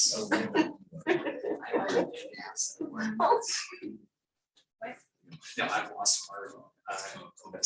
Just say we made money from that read. Cold coming in. The cannabis market. I was like, oh, this is a new tech boom.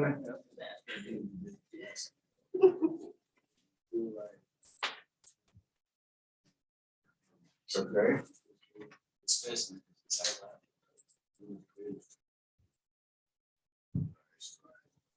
It's a stranger. Everybody paid off that. So like, what's that game? Right. Yeah, exactly. That's all Conspiracy. I love my two friends watching them a little bit. Till now, I hope it's all right, it's been over out I want to beat it by 20 again. there. That's what it is.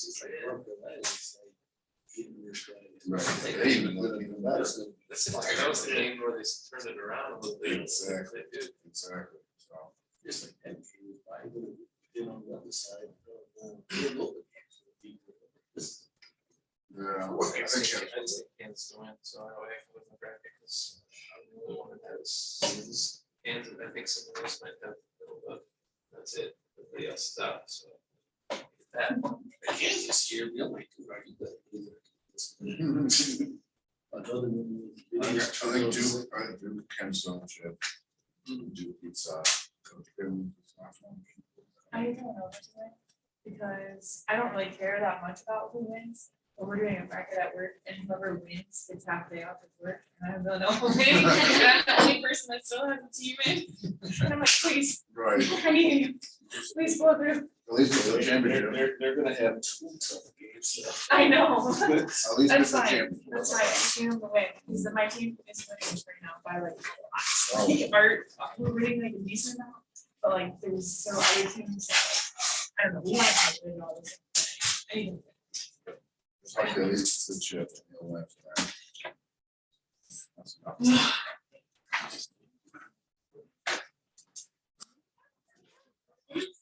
That might have been for a while. Still has that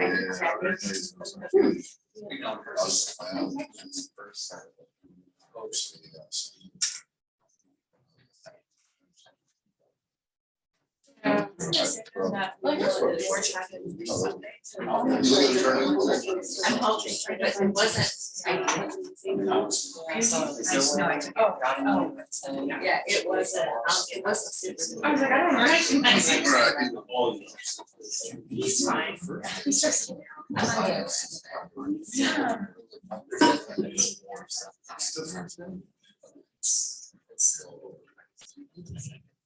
Yeah. So you get bargains tonight? Most of the time. Well, okay, so. It's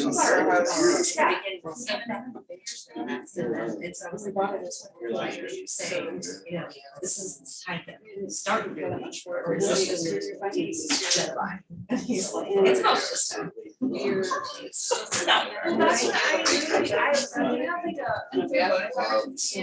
like and all my teachers really said, I don't really appreciate that, like, I got used to your style, and now you're like, due dates are really hard, and I'm really stressed out, like, which is good. I mean, And yes, and this, there's been a little bit of a transition. Hey, look, It's our first crowd. Yeah, sorry.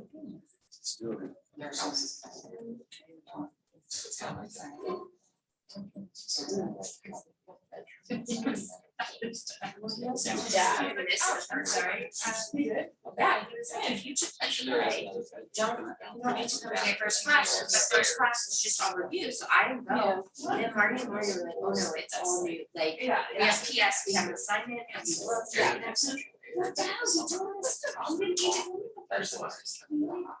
Did you invest in the company when Robinhood got big? His head's not anything right now. His head's not anything. This is. So I think they've asked you Yeah. to. Well, it wasn't. Like, I think she was like, I want the first. Yeah. I didn't. I don't think it was, I think it was just. See, I got, so I got my Robinhood around then, I was Oh, buying we like should, the. no, it's like, Time, yeah. No. They had an issue with Amazon. They also told me I was like super easy last hit. I was just starting, yeah. It was very good. That was very important. It'll be I mean, I was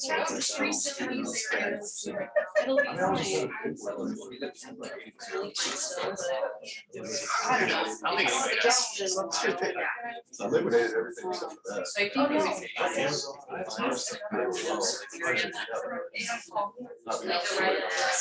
Yeah. I don't know. Yeah, I didn't know that I she was was. looking up getting AMD before the chip.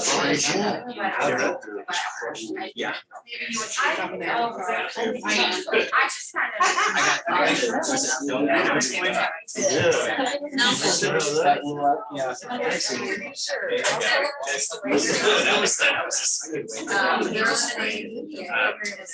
I bought some because I thought it was hilarious. I bought like $100. Took it half.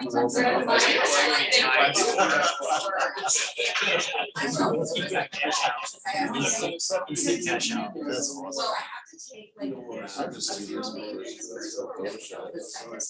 Like Tesla's supposed to start doing it one right now. Yeah.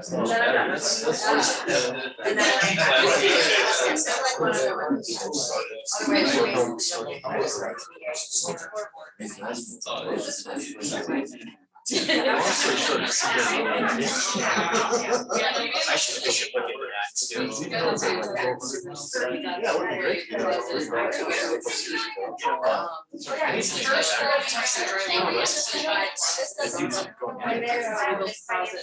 only thing is. Sometimes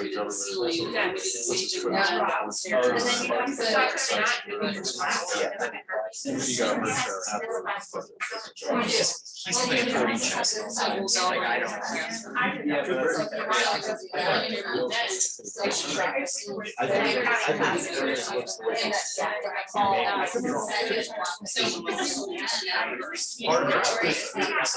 Between those two. His vision is not well. Did you see the headline pop up there? Where it was like, so his approval rating. Yeah,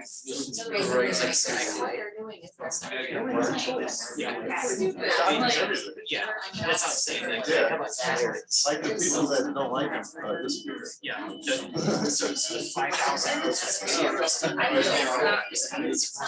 like all the retreats, like, So I. real fast.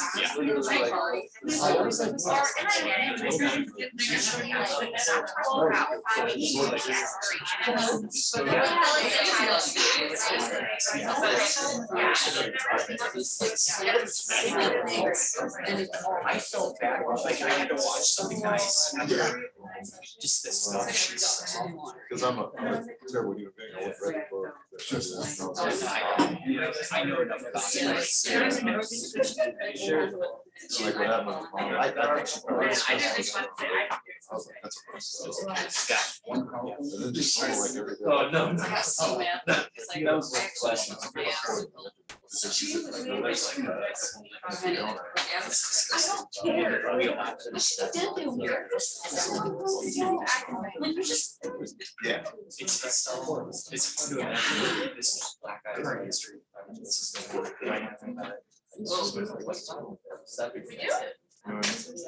Yeah.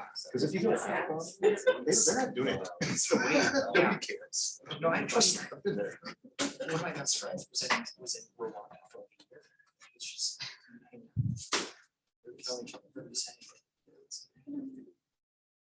It's so odd. The more I learn about it, kind of glad. You know, how people do it. I guess you can see something. I got a lot of respect for people. Well, that happens to me,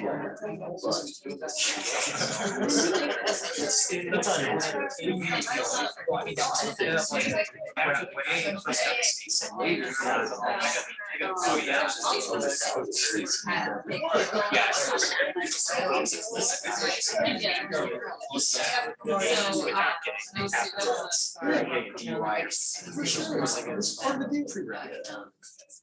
This is sad on the street grid. But I definitely wasn't picking up these. I got 2 p.m. Did you, do you have any social media? I've always been first, ever since the beginning. First one. Yeah. Like my first one was my teams. Yeah, that's what I did. There's an old CNN clip going around where they hide themselves in these special forces and these special forces. During training exercises and just.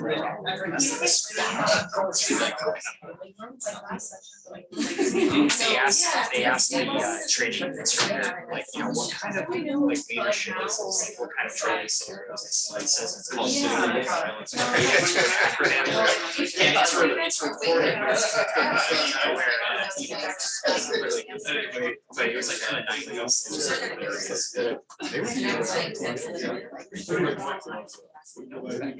Yeah. I don't know, like, I mean, crazy ass acronyms, yeah. Which I'm sure it's gone now. Yeah. No, it's changed on.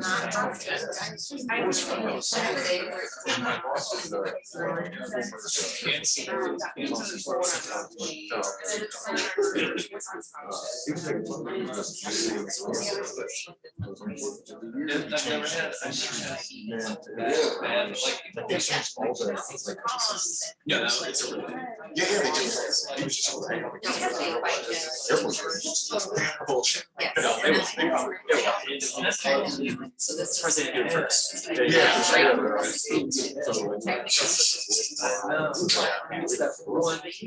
Yeah.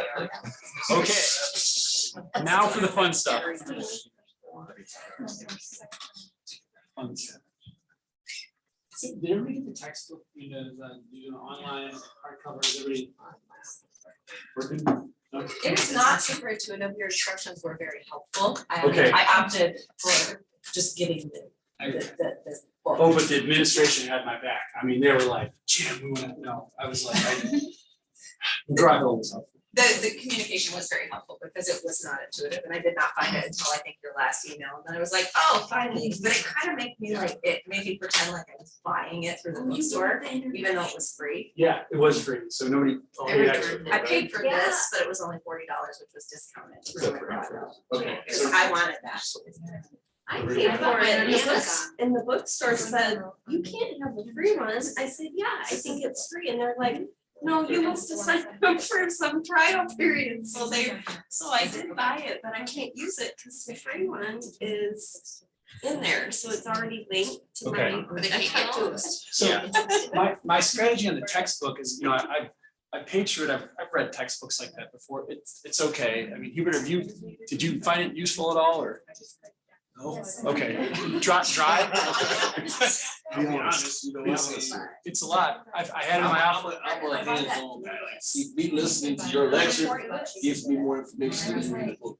And I would agree, like, so I did the education thing at one time and it was good. I know some of the professors tried, but it was the real world stuff that really brought it to life. And so we've spent this time looking at financial information, and I promise you, we're gonna move on from this in just a few minutes. But the financial information is what allows us to build a model and then value something and buy it. And there's gonna be a difference in opinion because everybody's gonna have a different opinion about what something's worth. That's why this is Tesla. This is something crazy though. This is Tesla. But this is Tesla as a living, you know, people watch.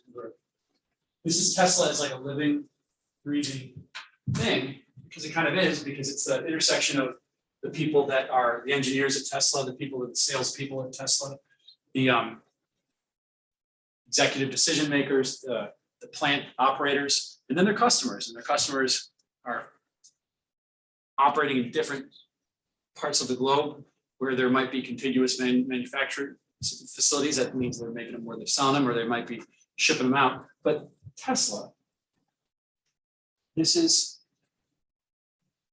that old. Wow.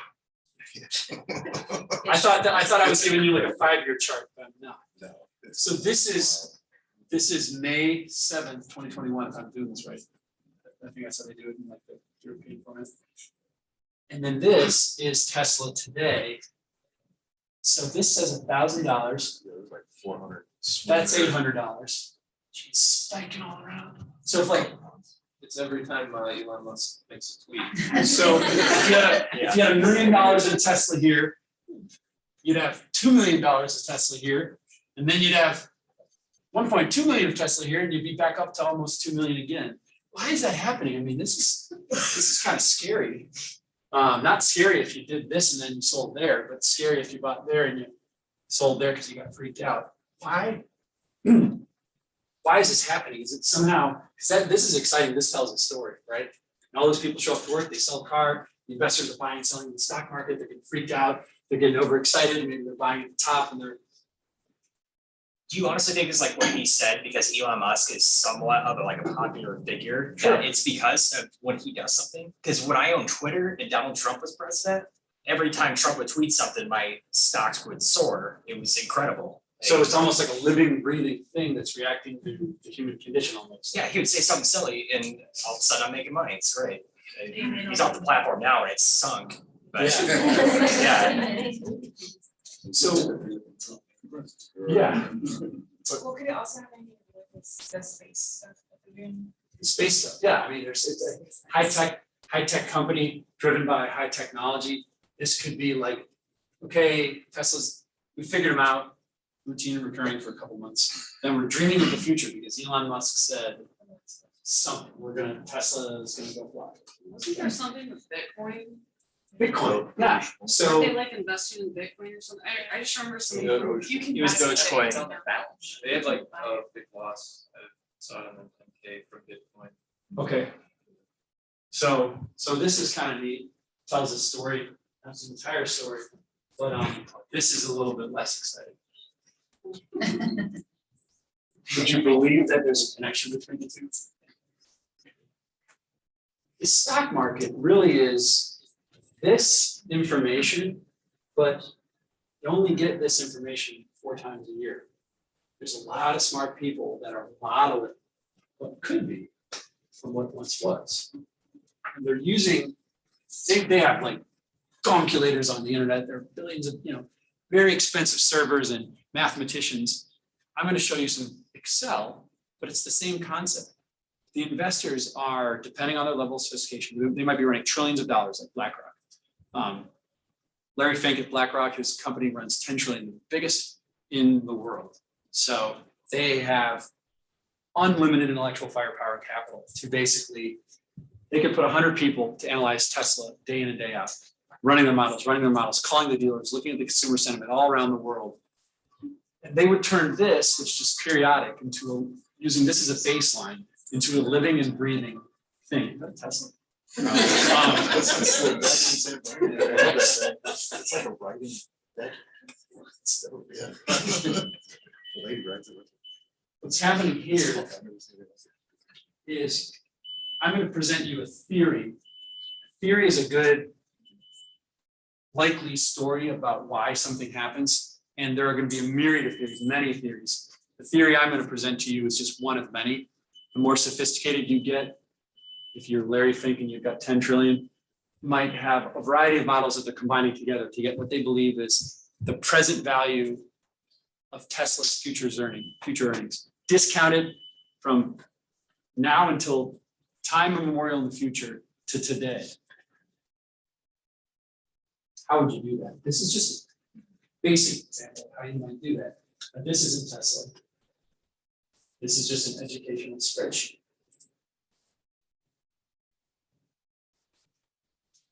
Some of these concepts are already familiar to you. But some of the presentational concepts are going to be different and new. Revenue, what you sold. This is a model. This model will arrive at a value. That value is what you would pay right now, but not just based on what happened. That's your baseline. But what's going to happen in the future? So this is an educational example. A chunk of 2021, that was the past. All of 2022, most of that's in the future. 2023, 2024, 2025, 2026, terminal year. That's future to infinity. You can do that mathematically. So this can be, I can make this go by the day, I can make it go by the minute. I can divide this by 12 and I'd have 12 months. I can divide that by a lot more and I can have days. You can make your model as sophisticated as you want to, depending on what you're doing. If you're a very sophisticated fund, you're trading every single day by the minute, and your worldview is this. But okay, so this is Tesla from March of 2021 until now. But let's say I have a very myopic or short-term view, right? Trees are not the forest. What's this? Same excitement, except the narrowing of the bandwidth here. Look, this is $1,110. This is $1,077. Why are the extremities, even though the bandwidth is because now this is a day, the 31st, which is today. You can go back by the hour, 2 o'clock today, noon today, 10:35. Now this is the 30th. Now this is 2 o'clock. This is noon. That's 10:35, and then one day earlier. So this looks like it's 3 days. I just pulled this up randomly. All these technical indicators, and there's people trying to just technical mathematical things saying, okay, this could be something, this could be something, this could be something. There's a lot of way to make money on Tesla, but it depends on what your time frame is. Is your time frame an hour? You buy and sell in an hour. You buy and sell every second. If you have a quantum computer, you can buy and sell every 10 times every second. You've got fiber optics and supercomputers, and you've got the people with engineering and mathematical background. So what you would pay for a company, oftentimes the term is determined by the time horizon. You have a very short variation of price in a 3-day period because how much information could possibly occur, materialize in a 3-day period? A lot less than you would have in a 1-month period, or a 3-month period, quarterly period, or a 6-month period, a semi-annual period, or an annual period.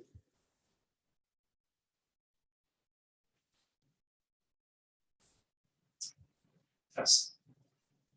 So government, bless its heart, only requires 4 times a year. Okay, investors trade by the minute, by the day, by the month. They can start to where Tesla was required to do its periodic information, but they need more.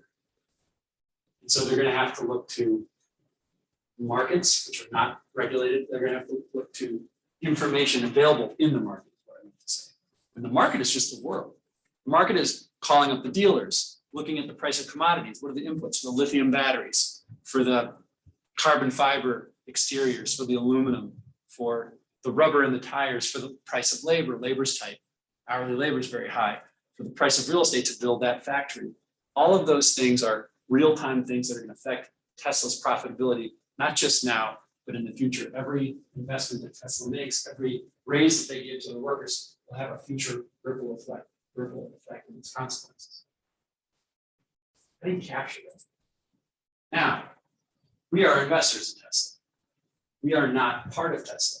We get periodic information from Tesla, but then we have our tentacles out there trying to figure out what makes Tesla tick from a revenue perspective down to one level of profitability, down to another level of profitability, down to profitability after tax, adding back expenditures, capital expenditures. We talked about that in the cash flow statement. We get free cash flow. I'm going to unpack all this. I'm going to go quickly right now.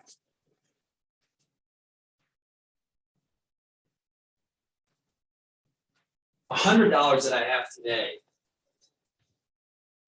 if I told you I'd give you, I want to borrow Mike or Kyle or Zane or Hubert or Prince, I want to borrow $100, okay?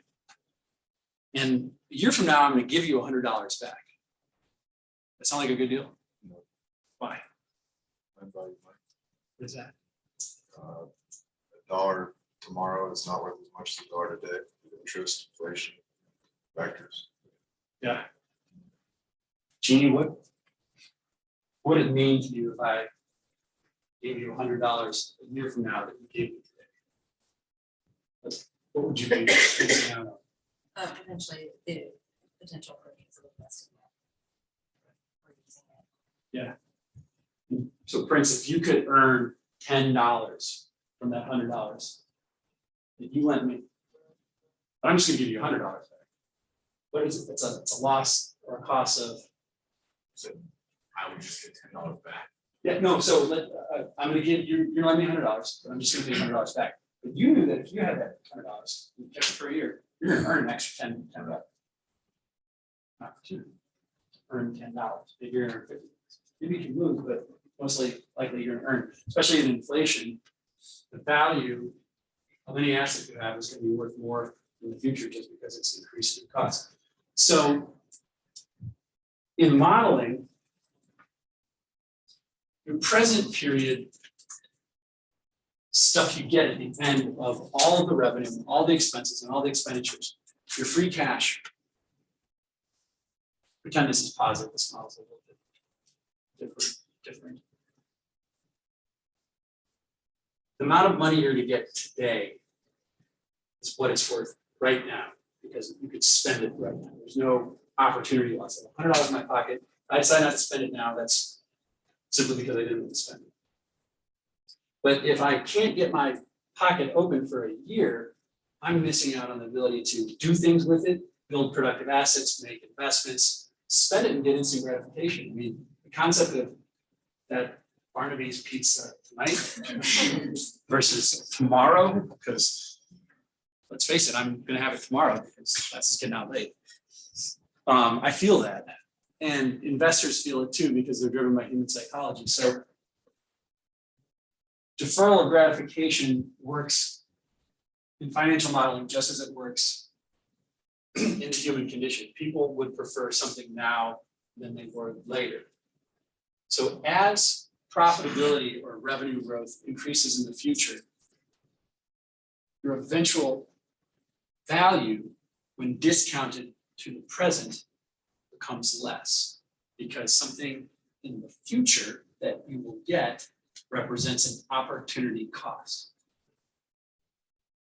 That opportunity cost is what could you have gotten extra if you had the money now? It wasn't locked up in an investment. So you buy the Tesla, you have to sell it to get the money back, whether it's a profit or a loss. But so long as it's going to be an expected profit, at $100 in Tesla, that's eventually worth $200. It's $200 in 2022.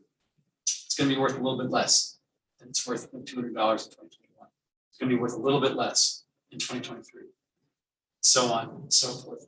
This is the concept of discounted present value. The present has a value. The future has a value. The future is going to have a value less than the present because you have lost an opportunity. That opportunity measured using financial modeling is called an opportunity cost. We're going to dig back into this. This is one fancy way of looking at opportunity cost. This is going to sound very academic, but I'm going to try to unpack it. Your textbook's worse. Your textbooks. I can use one slide.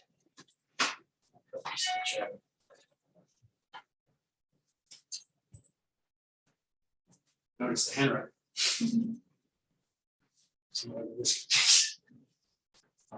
No, I had the faculty here do this talk.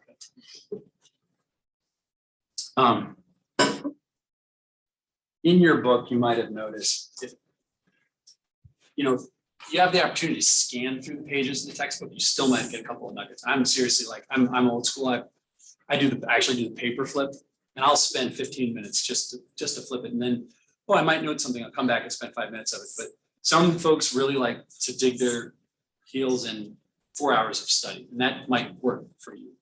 It doesn't necessarily work for me. Does anybody really read word for word all the pages? Yeah, it's tough. I've been in my office for half a year, and I scanned through it all eventually. But I've seen similar textbooks. But this is real though. This is reason. This is real. On some modeling. And so I, before class, took a real world example. And I took a theory, which is what your textbook teaches. And I'm going to try to break it down. We talk about opportunity costs. One of the most common opportunity costs you use to calculate what you're giving up as time goes by in the future is called WACC. Weighted average cost of capital. Capital is another word for resources, cash, something you're using to get something. But typically it's money. This is the academic, and I'm going to unpack it.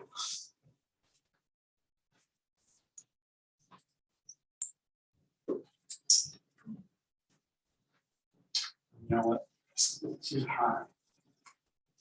So just remember that these are columns that have years 2022, 2023, 4, 5, 6, and then thereafter, every year thereafter.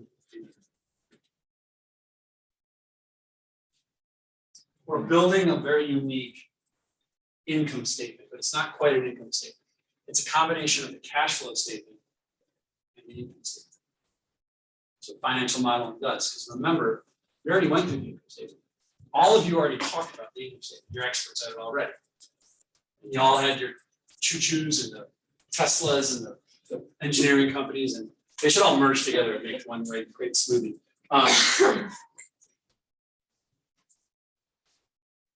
Take my revenue, I take my cost of goods sold, take my capital expenditure, which is the bad guy. Take my depreciation and amortization, which is a good guy, because it's not real expense, it's non-cash.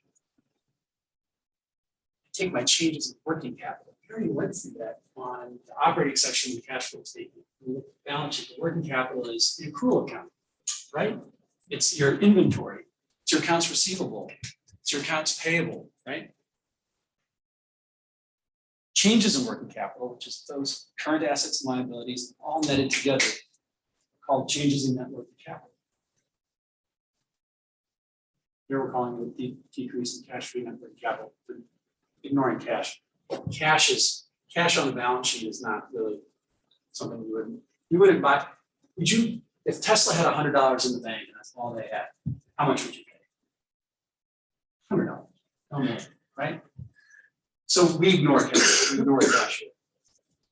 Capital expenditures. We saw that in the investing section of cash flow. That's machinery line to make stuff. It's bad guy cash out the door. We're doing two things here. We're adding it back. We're subtracting it up here, but we'll get into that. What I wanted to show you though, in 2022, we're saying that whatever this model is saying, we believe at the end of the day, before discounted present value, right? That takes into consideration the opportunity cost for something in the future is worth less than something now. We're saying that before we discount, we're basically saying it's worth $21 million. Okay. 20.9. And after considering what it is to us, meaning to us, opportunity cost to us, weighted average cost of capital to us, that's the fancy term that we're going to unpack. 20.9 million goes to 19.2. Spread between that is the opportunity cost. I'm going to explain that. Next year, 2023, we say it's worth 21.6 million. Now it's worth, after we discount, in fact, we're gonna have to wait 2 years, 17.8. Everybody see? Slow down? No. Okay, it's going down. Again, 2024, 21.94, so almost 22 million. But the cost of time. See these discount factors going up? 16.2. Now, here, the discount goes up, but that's just because our profitability is increasing in the future with the discount factors increasing. Future is more precious, future is more costly, therefore the discount is wider, so on and so forth. When we get to our final year, we can get into that. These discount factors that represent time value of money, concept of time value of money. Money in the future is worth money less today. There's an opportunity cost. Discounted present value represents the sum of all of the opportunity costs. Every model. So this stuff is stuff you guys have already seen. You've already seen the income statement, balance sheet, cash flow statement. It's just being spliced and diced in a different way. I'm going to share this model with you. We're going to look at it as a homework assignment to have fun with it, not to freak us out. It's a lot of work. The sum of all these years, all this stuff here plus the end year, we're basically saying is worth $255 million today. But when you take into consideration all of this future sacrifice, all the time you'd have to wait for it, all the money you could have made if you had it at the beginning, the haircut is 116 million or 84%. That's a fairly big opportunity cost. That is what investors are doing to figure out the price of Tesla. This is not the model for Tesla. It's just an analogy.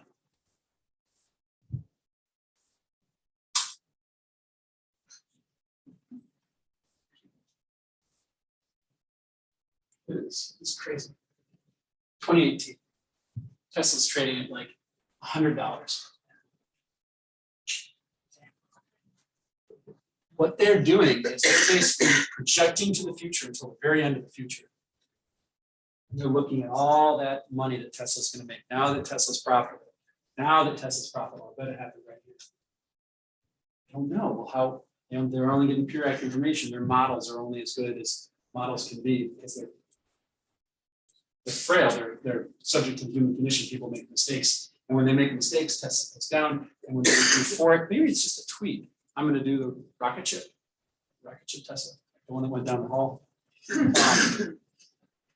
Tesla's becoming more valuable, but these sophisticated investors are not just plunking in what the SEC requires Tesla to report. They're getting sophisticated and they're building models, and they have a very specific opportunity cost for Tesla. Tesla has a very high opportunity cost because of its growth, its risk. Going back to the academics.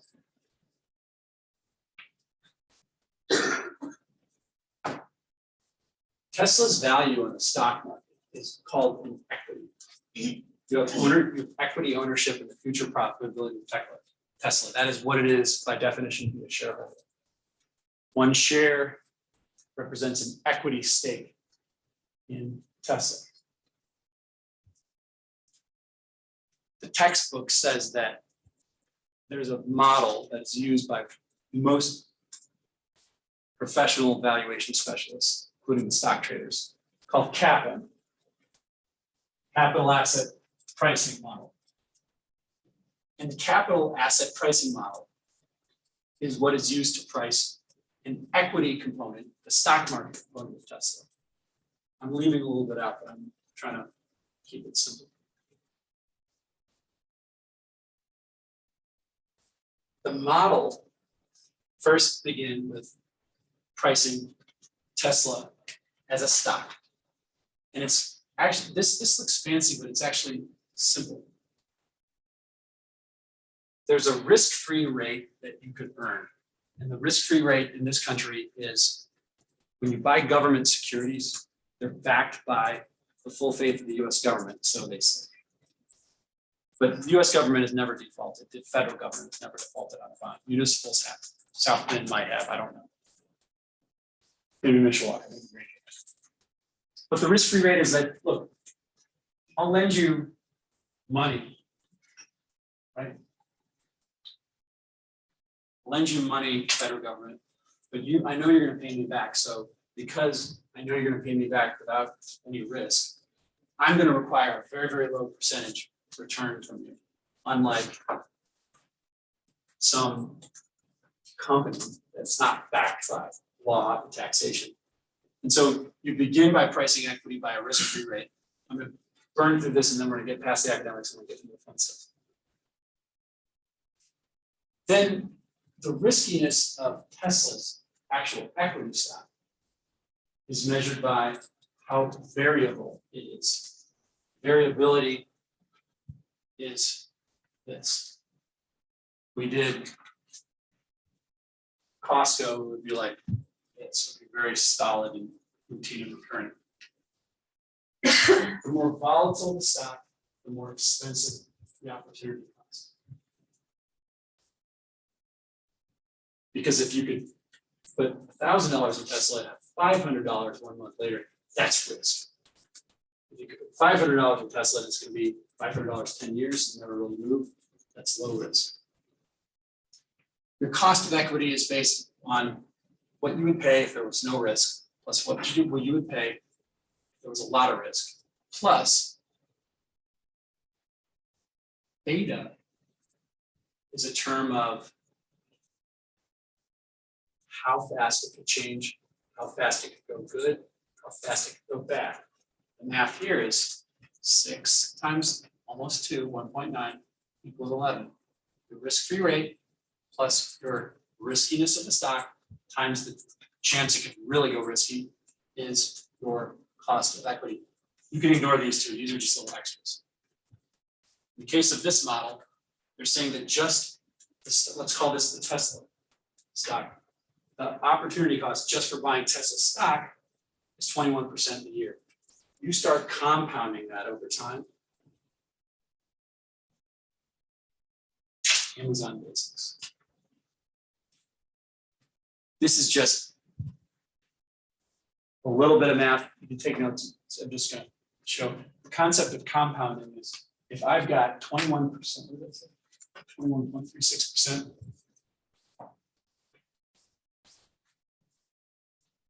If I make this into a number that's 1.2136. That's 1 year. It's 1 year of opportunity cost. My opportunity cost is 21% a year. If I have $100, 1 year later, if you pay me back that $100, just that $100, it would be as if you had paid me back. Does anyone have a calculator? Help me out. 100 divided by 1.21.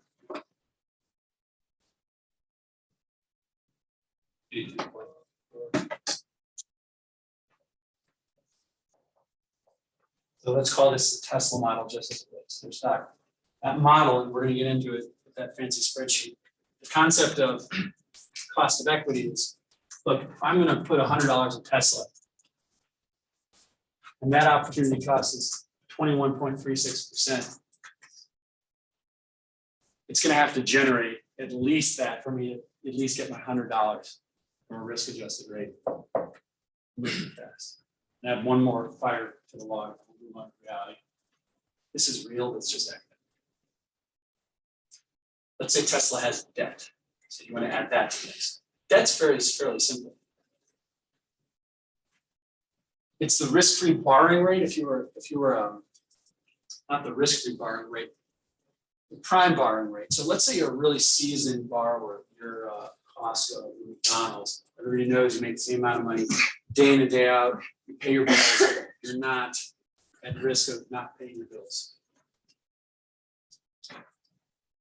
The cost of debt is what it would cost you if you were like AAA high credit grade company, plus your risk that you might not pay it back, which is based on the uniqueness of your company. Discounted for taxes, tax effect, because when you pay interest, you actually can deduct that. You get a cost of debt. Your weighted average cost of capital is your cost of equity plus your cost of debt. The cost of equity multiplied by the percentage of equity you have, in this case is 70%, just an example, plus your cost of debt multiplied by your percentage of debt. This is just a concept. The class is not necessarily about this, because now we're going to move on to actual practical application of this so we can see what happens when this changes, when it goes up or down, and what that means for the value. Because at the end of the day, the only thing we care about is why this stuff turns into this stuff. That model is driven by a theory. The theory lives in reality in that model. And that model at the end of the day does this. So this is the mystery behind why stocks go up and down, and why something is, it's not a Portillo's hamburger, but it's Portillo's stock. Portillo's hamburger is not necessarily it's a stock. Volato's a stock. The stocks going up and down because their profitability is uncertain because, well, there's human beings behind it, and there's on two sides, the investors that are making decisions about what's happening, and then the executives, and probably not the bird flippers are great people. I like to chat up to them. They're good people. I can sit down there. But the executives are saying one thing, and maybe they're overperforming, maybe they're underperforming, maybe they're meeting expectations, but it's uncertain. The way they capture that uncertainty can bring order to chaos. It's the financial model. Financial modeling begins with financial information that you've already familiarized yourself with. All of you good folks came to class with your stories about your companies and how you understood the income statement, balance sheet, cash flow statement, a lot of other good stuff. We talked about dividends too. Dividends don't make their way in here, but they could. And so imagine that this was our class project to value Tesla. And we began by looking at their historical results, building a baseline case. Imagine 2022, this was a little bit more complexity going on here. And we all determined that based on our analysis of Tesla's future prospects, we go to all their dealers, we look at the prices of the cars, we look at their cost inputs, their cost of goods sold. We've seen that on the income statement. So we're going to, there's supply chains, we're saying, how much is aluminum, we're building models, we're calling, we're using the internet, whatever we're doing to get the information. We're gonna predict growth of revenue based on what our models indicate.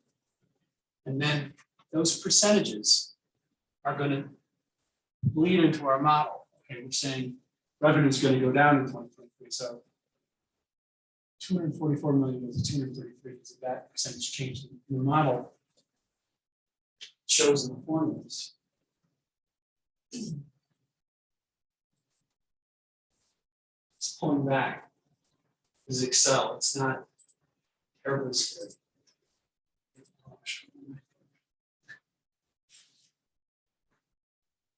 So we're saying the income statement is a story of what is happening in the company, but a financial model is what will happen. So you literally are, this is a crystal ball. Okay. This is the simple part of the crystal ball, though, because we're quite comfortable already with the idea of revenue. How much do you get? You're selling stuff. That's all that's going on here. We're just multiplying it by estimates that we're making. Hopefully they're informed estimates. The less information we have, the less informed it's going to be. Driven by the percentages, those are our estimates. Similarly, we're estimating how much it's going to cost for them to sell their stuff because they have to buy stuff. Oh yeah. So, Why is there such a giant gap between, was that 67? oh, And then it goes. so this was the one that I was telling you to ignore, but I appreciate it. So here's a stub period. It's a technical term for partial period. So this is just a quarter. Oh, okay. Um, That's- okay. and this is just when the model began. So I could have hidden this column, but then nothing was cross-footed, added all together. Or let's say that wasn't stub period. I mean, then this would have been like phenomenal growth. That would have been like, we just IPO'd and everybody likes the EV car because it goes down the hallway real quickly. Everyone can buy it. Now that everybody has it, okay, it's not that great. You don't get to class that much faster. You don't get to Starbucks that much faster. And then does this model, like, as you project years, we were just saying it's gonna be pretty accurately projecting and stuff. Does it get less accurate over time? So 2022, we're pretty sure, 2023, we're a little less sure, or is this like easily accurate as long as all things stay the same? It's a great question. Yogi Berra, the baseball coach, once said that one thing that's most difficult about forecasts is when it's about the future. And I would tell you that your data inputs, the closer they are to what you're projecting. So if you've got a lot of data inputs and they're all about 2022, you've got GDP, you've got housing starts, you've got your copper, you've got your aluminum, your natural gas, your gas, and all that kind of stuff. If you've got a lot of good clusters of data very close to where you're projecting, you're going to have a very accurate model, assuming you know what you're doing with your model. The farther it goes out in time, it's going to happen in 2037. I mean, if your model goes out that far, that's great. But typically, you want to drag your model out to a reasonable time frame, call it 5 years. And then you account for infinity, we're using just like this shortcut. Call it 2% growth. You have a comet right here, then it's 0. So I want to know what Tesla is going to be worth today. But in order to do that, I need to know, well, kind of what they have now and how they did to get a baseline. But then I have to make a prediction. And how I do that prediction is based on bring a bunch of smart people in the room and they're going to have a lot of different things about what Tesla might do. They might have some very good market intel. They went boots on the ground to their new Chinese factory and they speak perfect Mandarin and they know all the suppliers and they know something no one else doesn't because they did their homework more than anyone else. Or maybe they're just going Yahoo Finance.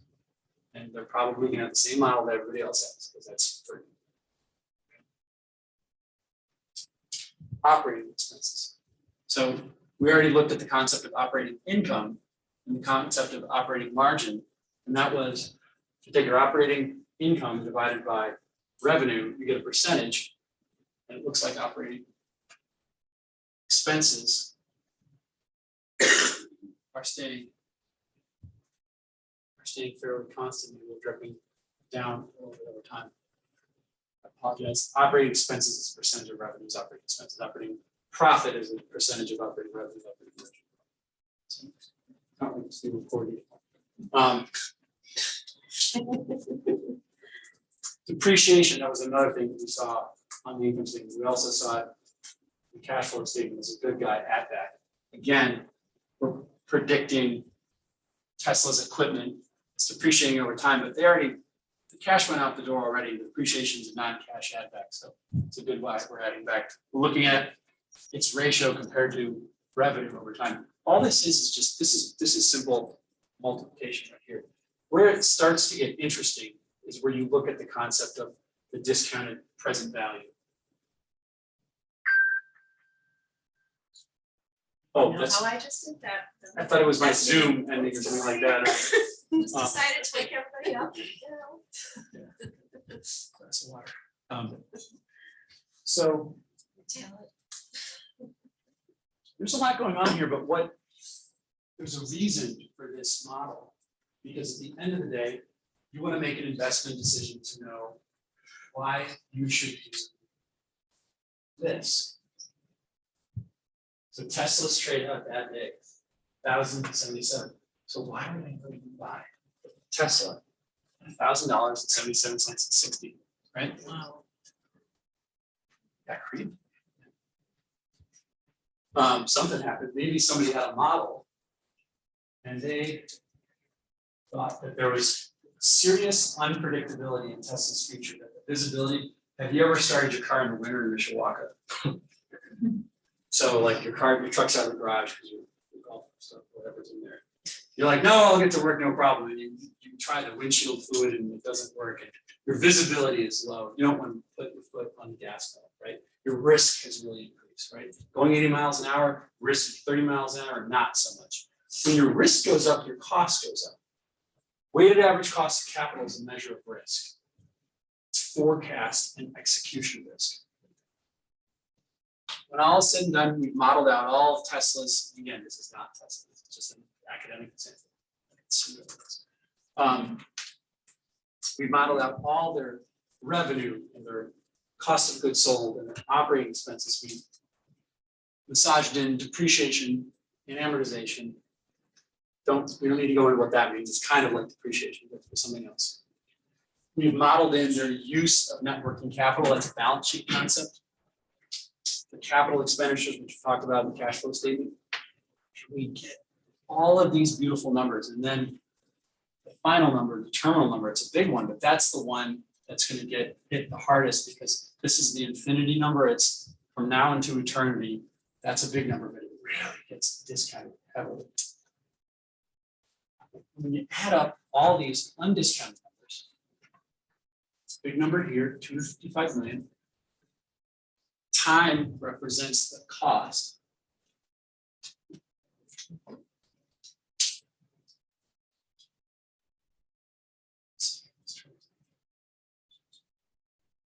Cash flow, okay. Discounted cash flows up here. We add up all of these. The difference between the undiscounted cash.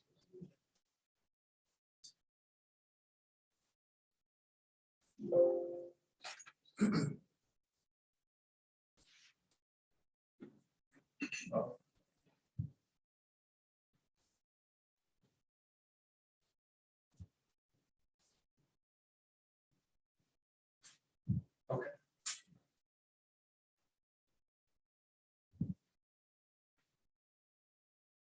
Your undiscounted cash flows are here.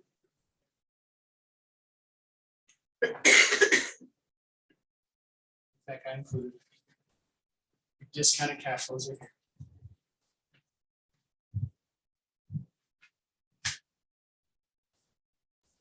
Discounted cash flows. That's your undiscounted cash flows.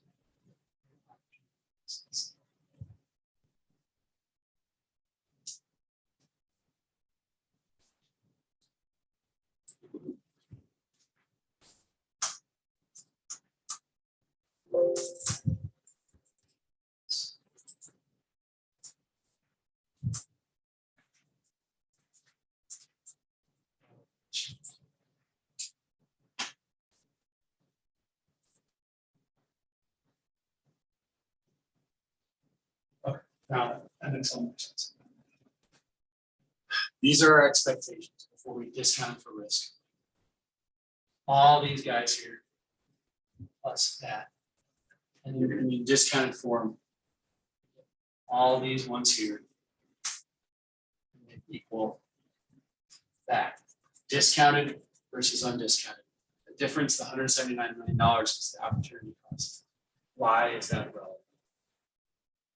Because if we change our opportunity cost percentage, which was this dry little act that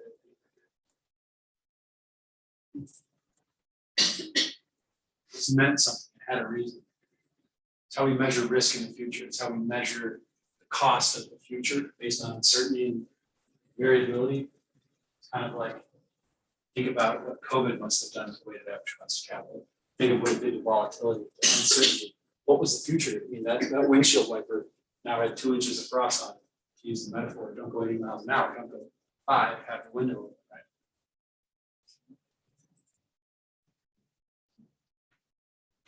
What if we were to increase the risk of Tesla because of uncertainty?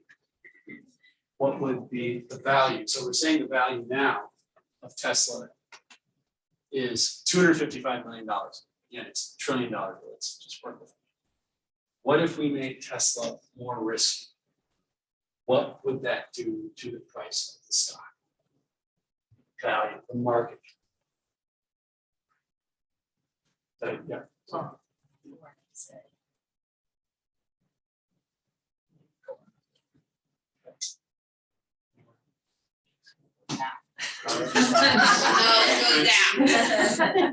Herbert, You're April, Kyle, Mike.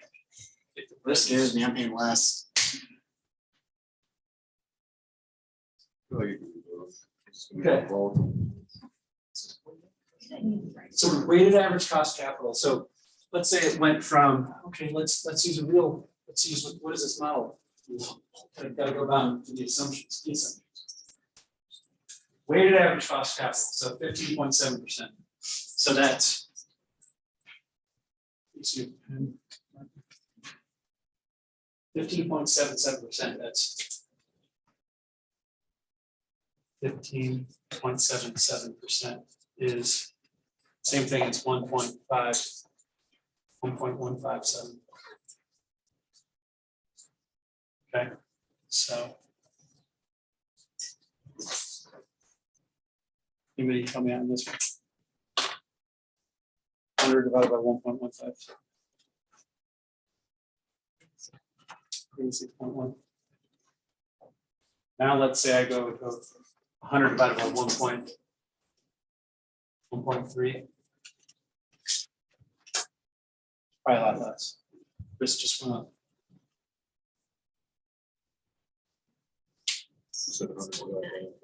Seven 6.92. When risk goes up, the weighted average cost of capital goes up. And your dollars go down, but let's drag it through this whole model. So right now we've got 15.7%. We're making it go up to 30%. So right now we're saying we pay for time immemorial for everything Tesla's gonna make and all the cash it's gonna burn and everything's said and done in this fancy model. If risk goes up because visibility goes down, risk goes up, visibility goes down, forecast and execution risk goes up. We think what is gonna happen. So let's see what happens when we run it through the calculator. We're gonna make it go to 30%.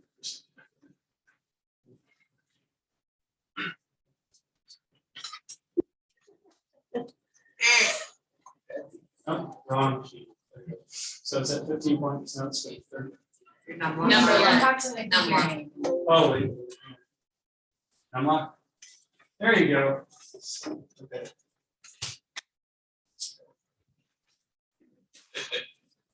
So look at the sum of it.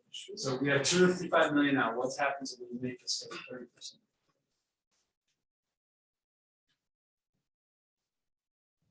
Went to 99 million. Got cut in half. Risk goes up. Tesla gets cut in half tomorrow. Risk. The uncertainty of the future represents risk. Your opportunity cost goes up. could have done the homework in the textbook, but there's one thing you can take away is opportunity costs. The higher it is, the more you require a return. If the terms remain the same, so I didn't change. I still said that they're gonna do all this stuff. All I said is now I'm a little bit more uncertain about it. And I haven't adjusted my model up here, so I adjust the risk premium here, discount, the weighted average cost of capital, cost of equity plus the cost of debt. The one thing to take away is when risk goes up, the future is more uncertain. When the future is more uncertain, the future is pricier. Tesla gets more uncertain. Can they operate in China? Can they operate in Russia? Well, if they have significant operations there, that's uncertainty. You have to pay a lot more for it. That stock's gonna get hit. Now, what if Elon Musk tells you, nope, we're gonna be growing 30% a year for the next 30 years? I can prove it to you because I've locked in all these contracts and got the deposits, and it's proven that everybody's gonna drive our car. And look, they've seen them driving down the hallways in South Bend. They're gonna drive down the hallways in Mishawaka. So my risk goes down. So before my risk was 15.7%. Let's bring it back up. Now Tesla's worth 255 million. So now Elon does this rocket ship tweet. And everyone's like, oh my God, it's really gonna be the tweet. And now the risk premium goes down to 8%, meaning my price of the future goes down. Okay, there's an 8% chance of uncertainty. I'm paraphrasing. There's more academia in that thing that I showed you than anyone can tell you, but I want you guys to have a decent life while you're in this classroom. So 8%. Okay, now we're gonna say Tesla's worth 255 million right now. That's the discounted present value of all their earnings, discounted with all the uncertainty, based on our weighted average cost capital, 15.7%. Now we're gonna make it go 8. I haven't pressed return yet, so it's still 255 million. And remember, this divided by shares is stock price. So this comes back to reality. The market cap divided by shares outstanding is the stock price.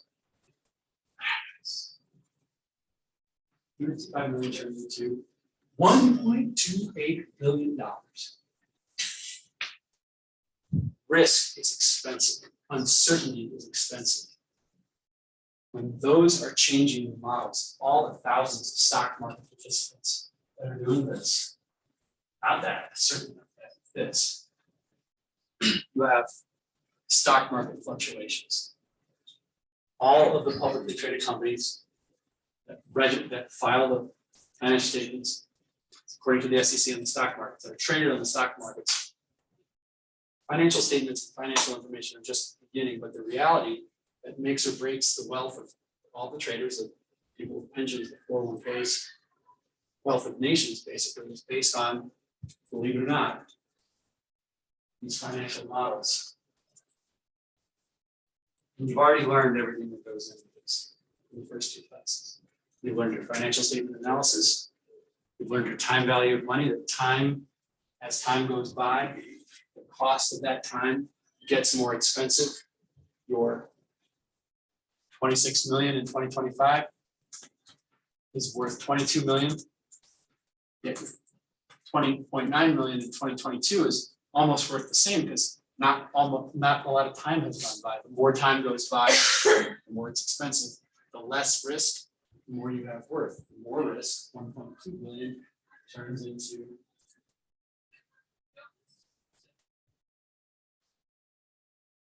$100 million. Don't have to move the needle very far for risk to make a difference. It's the difference between kind of being able to see your windshield and not being able to see your windshield.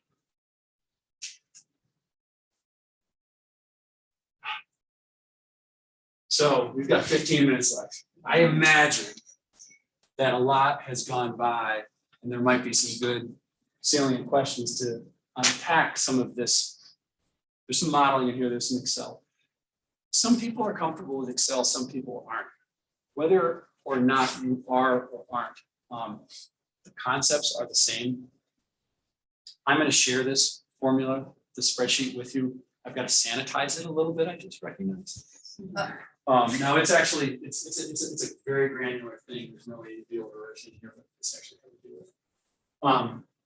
But I wanted to share this with you so you can see a real life example turned into an academic example that the concept of finance, which is forward-looking, what's gonna happen, accounting, what happened in the past, has a perfect marriage in reality, which turns into this model divided by shares outstanding can, in the real world, turn into the actual economic reality of the stock, such as Tesla. I will tell you that. It's just a little bit less. High risk, high reward, but it is discounted dearly in the models. Tiny little move in future profitability in Tesla can have a big significant implication because they stretch it across time and extrapolate. It's like leverage, it's like a catapult.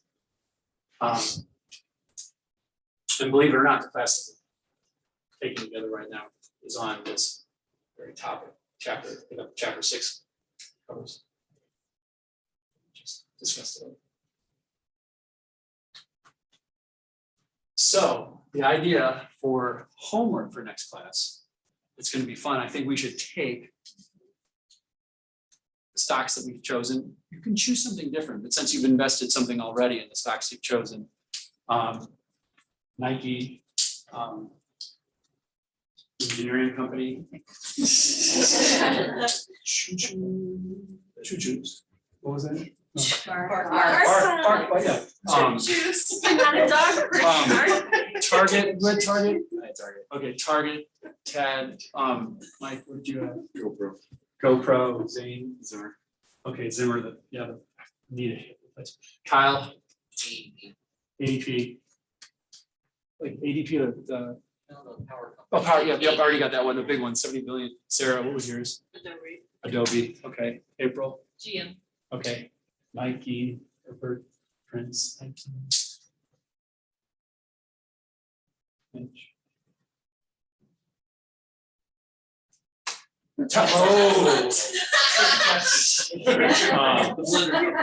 Jessica. Disney, okay, Disney. A lot of variability there, right? Right, high risk.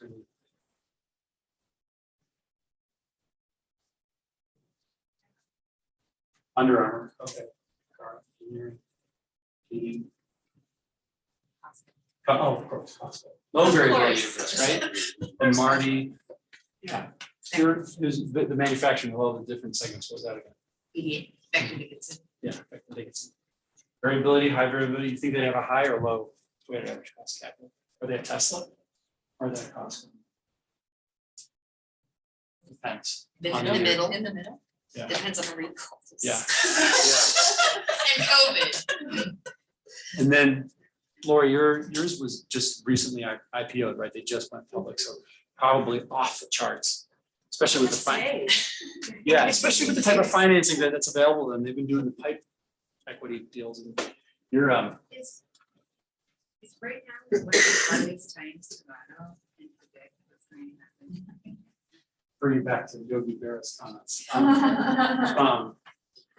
Yes, for a lot of different reasons. I mean, we had a lot of rebound from COVID, so COVID was massive uncertainty. And it kind of, we went back to regular expectations, but we shot way over them because the Fed flooded the market with unprecedented amount of liquidity. It's just like, if you're used to spending $100 a week at Portillo's, and Portillo's gives you like a $10,000 gift card, and they're like, that's $10,000, but it's $1,000. Just promise to eat that much Portillo's. Like, I'd sign up, but my consumption of Portillo's would just go off the charts, and their stock would probably go off the charts. But and what if they stopped $10,000 gift card? Started charging you $1,000 for $1,000 gift card. So that's kind of what the Fed did over the last year and a half. So that's why there's some uncertainty. We're trying to still digest what that means to the market. Stocks have come down some over the last 6 months. So some people might see a better relative value right now. Their models might say, oh, you know what? Now that the dust is shaken out and we flushed out the cartridges in the field, maybe our weighted average cost of capital goes from 1.57 to, I'm sorry, from 1.3 to 1.57. So we go from $76 to $86. That stock's gonna be worth more because visibility has increased, risk has decreased. Always remember, the future, the more you go into the future, the more you need a higher return because you lose value over time. You lose opportunity over time. Then layer in risk, future plus risk, even more discount.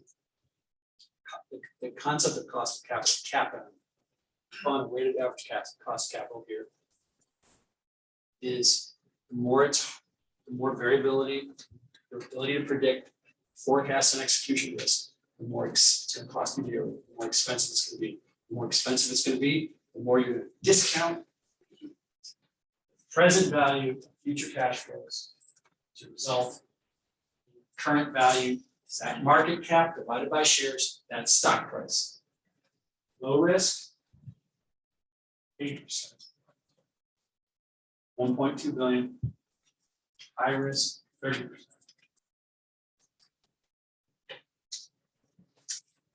Low value, it's phenomenal the difference. Risk will cost you, the future will cost you. That's the concept of financial modeling. Leads back in reality, the stock market always.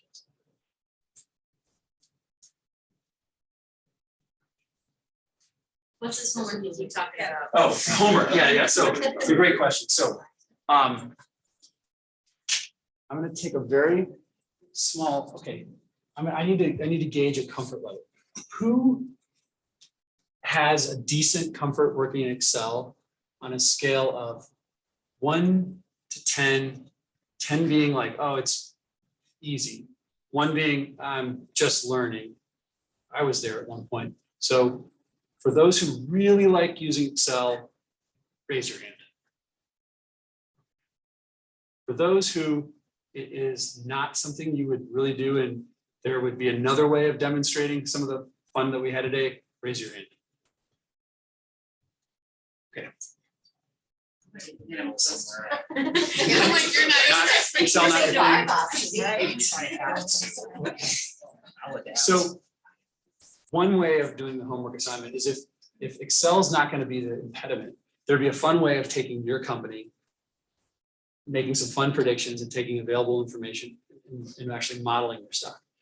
If it's going to be 4 hours of just figuring out how to do it because of the formulas, then that's not worth your time. I want it to be 30 minutes of Excel and 2 hours of fun work for something you can share. So how about this? It's hard to kind of gauge sentiment on the fly.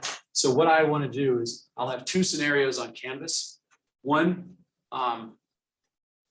either Excel Lite or Excel non-existent, and the other not so bad Excel. But the assignments will be the same for the theoretical application of like, pick your stock, visibility goes down, what happens to the price of the stock? Visibility goes up, what happens to the price of stock? The stock has more debt to equity because they did a financing thing or something like that, and you can play with it. And I'm going to set these models up, or if you're not comfortable with Excel, there'll be another way of expressing it. Does that sound? I'm going to need about a week to come up with this based on my schedule. I might be able to do it this weekend. So that's going to be the homework assignment. Then we'll just have a week to do it for the next class. Is the class in? 2 weeks. 2 weeks. 2 weeks. So that doesn't sound like enough time. So I'll get to it over the weekend. So I'm trying to post it on Monday or Tuesday on Canvas. It's going to be an application of what I just covered here. Are we turning it in? No, we're going to bring it to class and discuss it.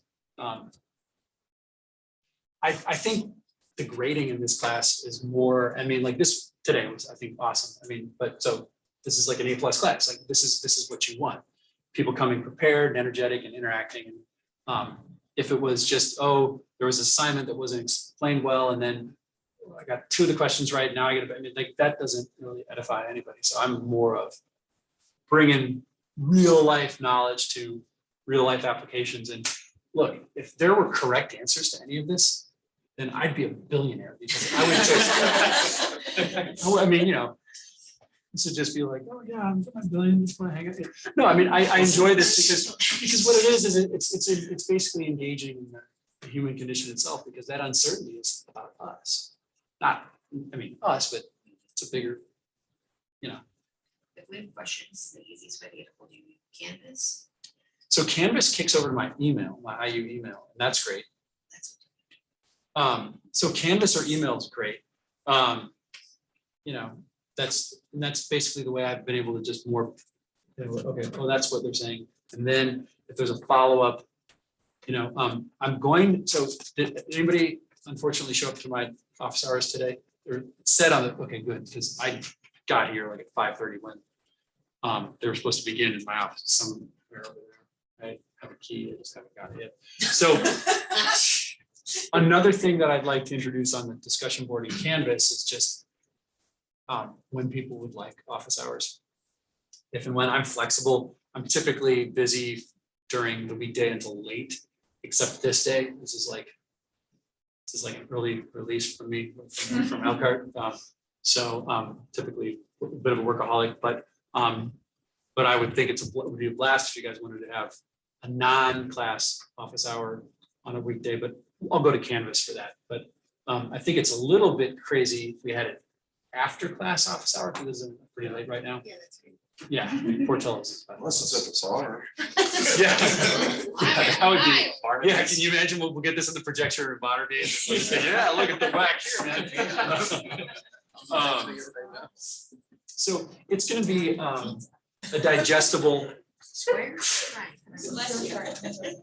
and then I'll assign some more reading. I think the reading's gonna follow the syllabus, but I might give a little tweak to it, maybe some more fun reading, extracurricular. So just pay attention to Canvas like Monday or Tuesday of next week. And I'll definitely do announcements to make it clear and set expectations. And all that good stuff.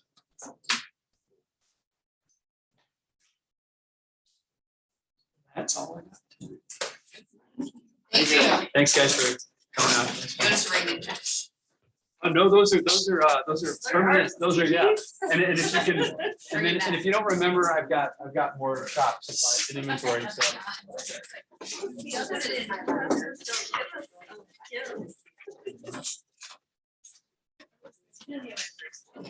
Barnaby's, it's a choice. You know, Tony Sacco's pretty good. Yeah, that's number one. Yeah. That's pretty good, but yeah. That's pizza in the area. That's, yeah. I like Nemo's. Yeah.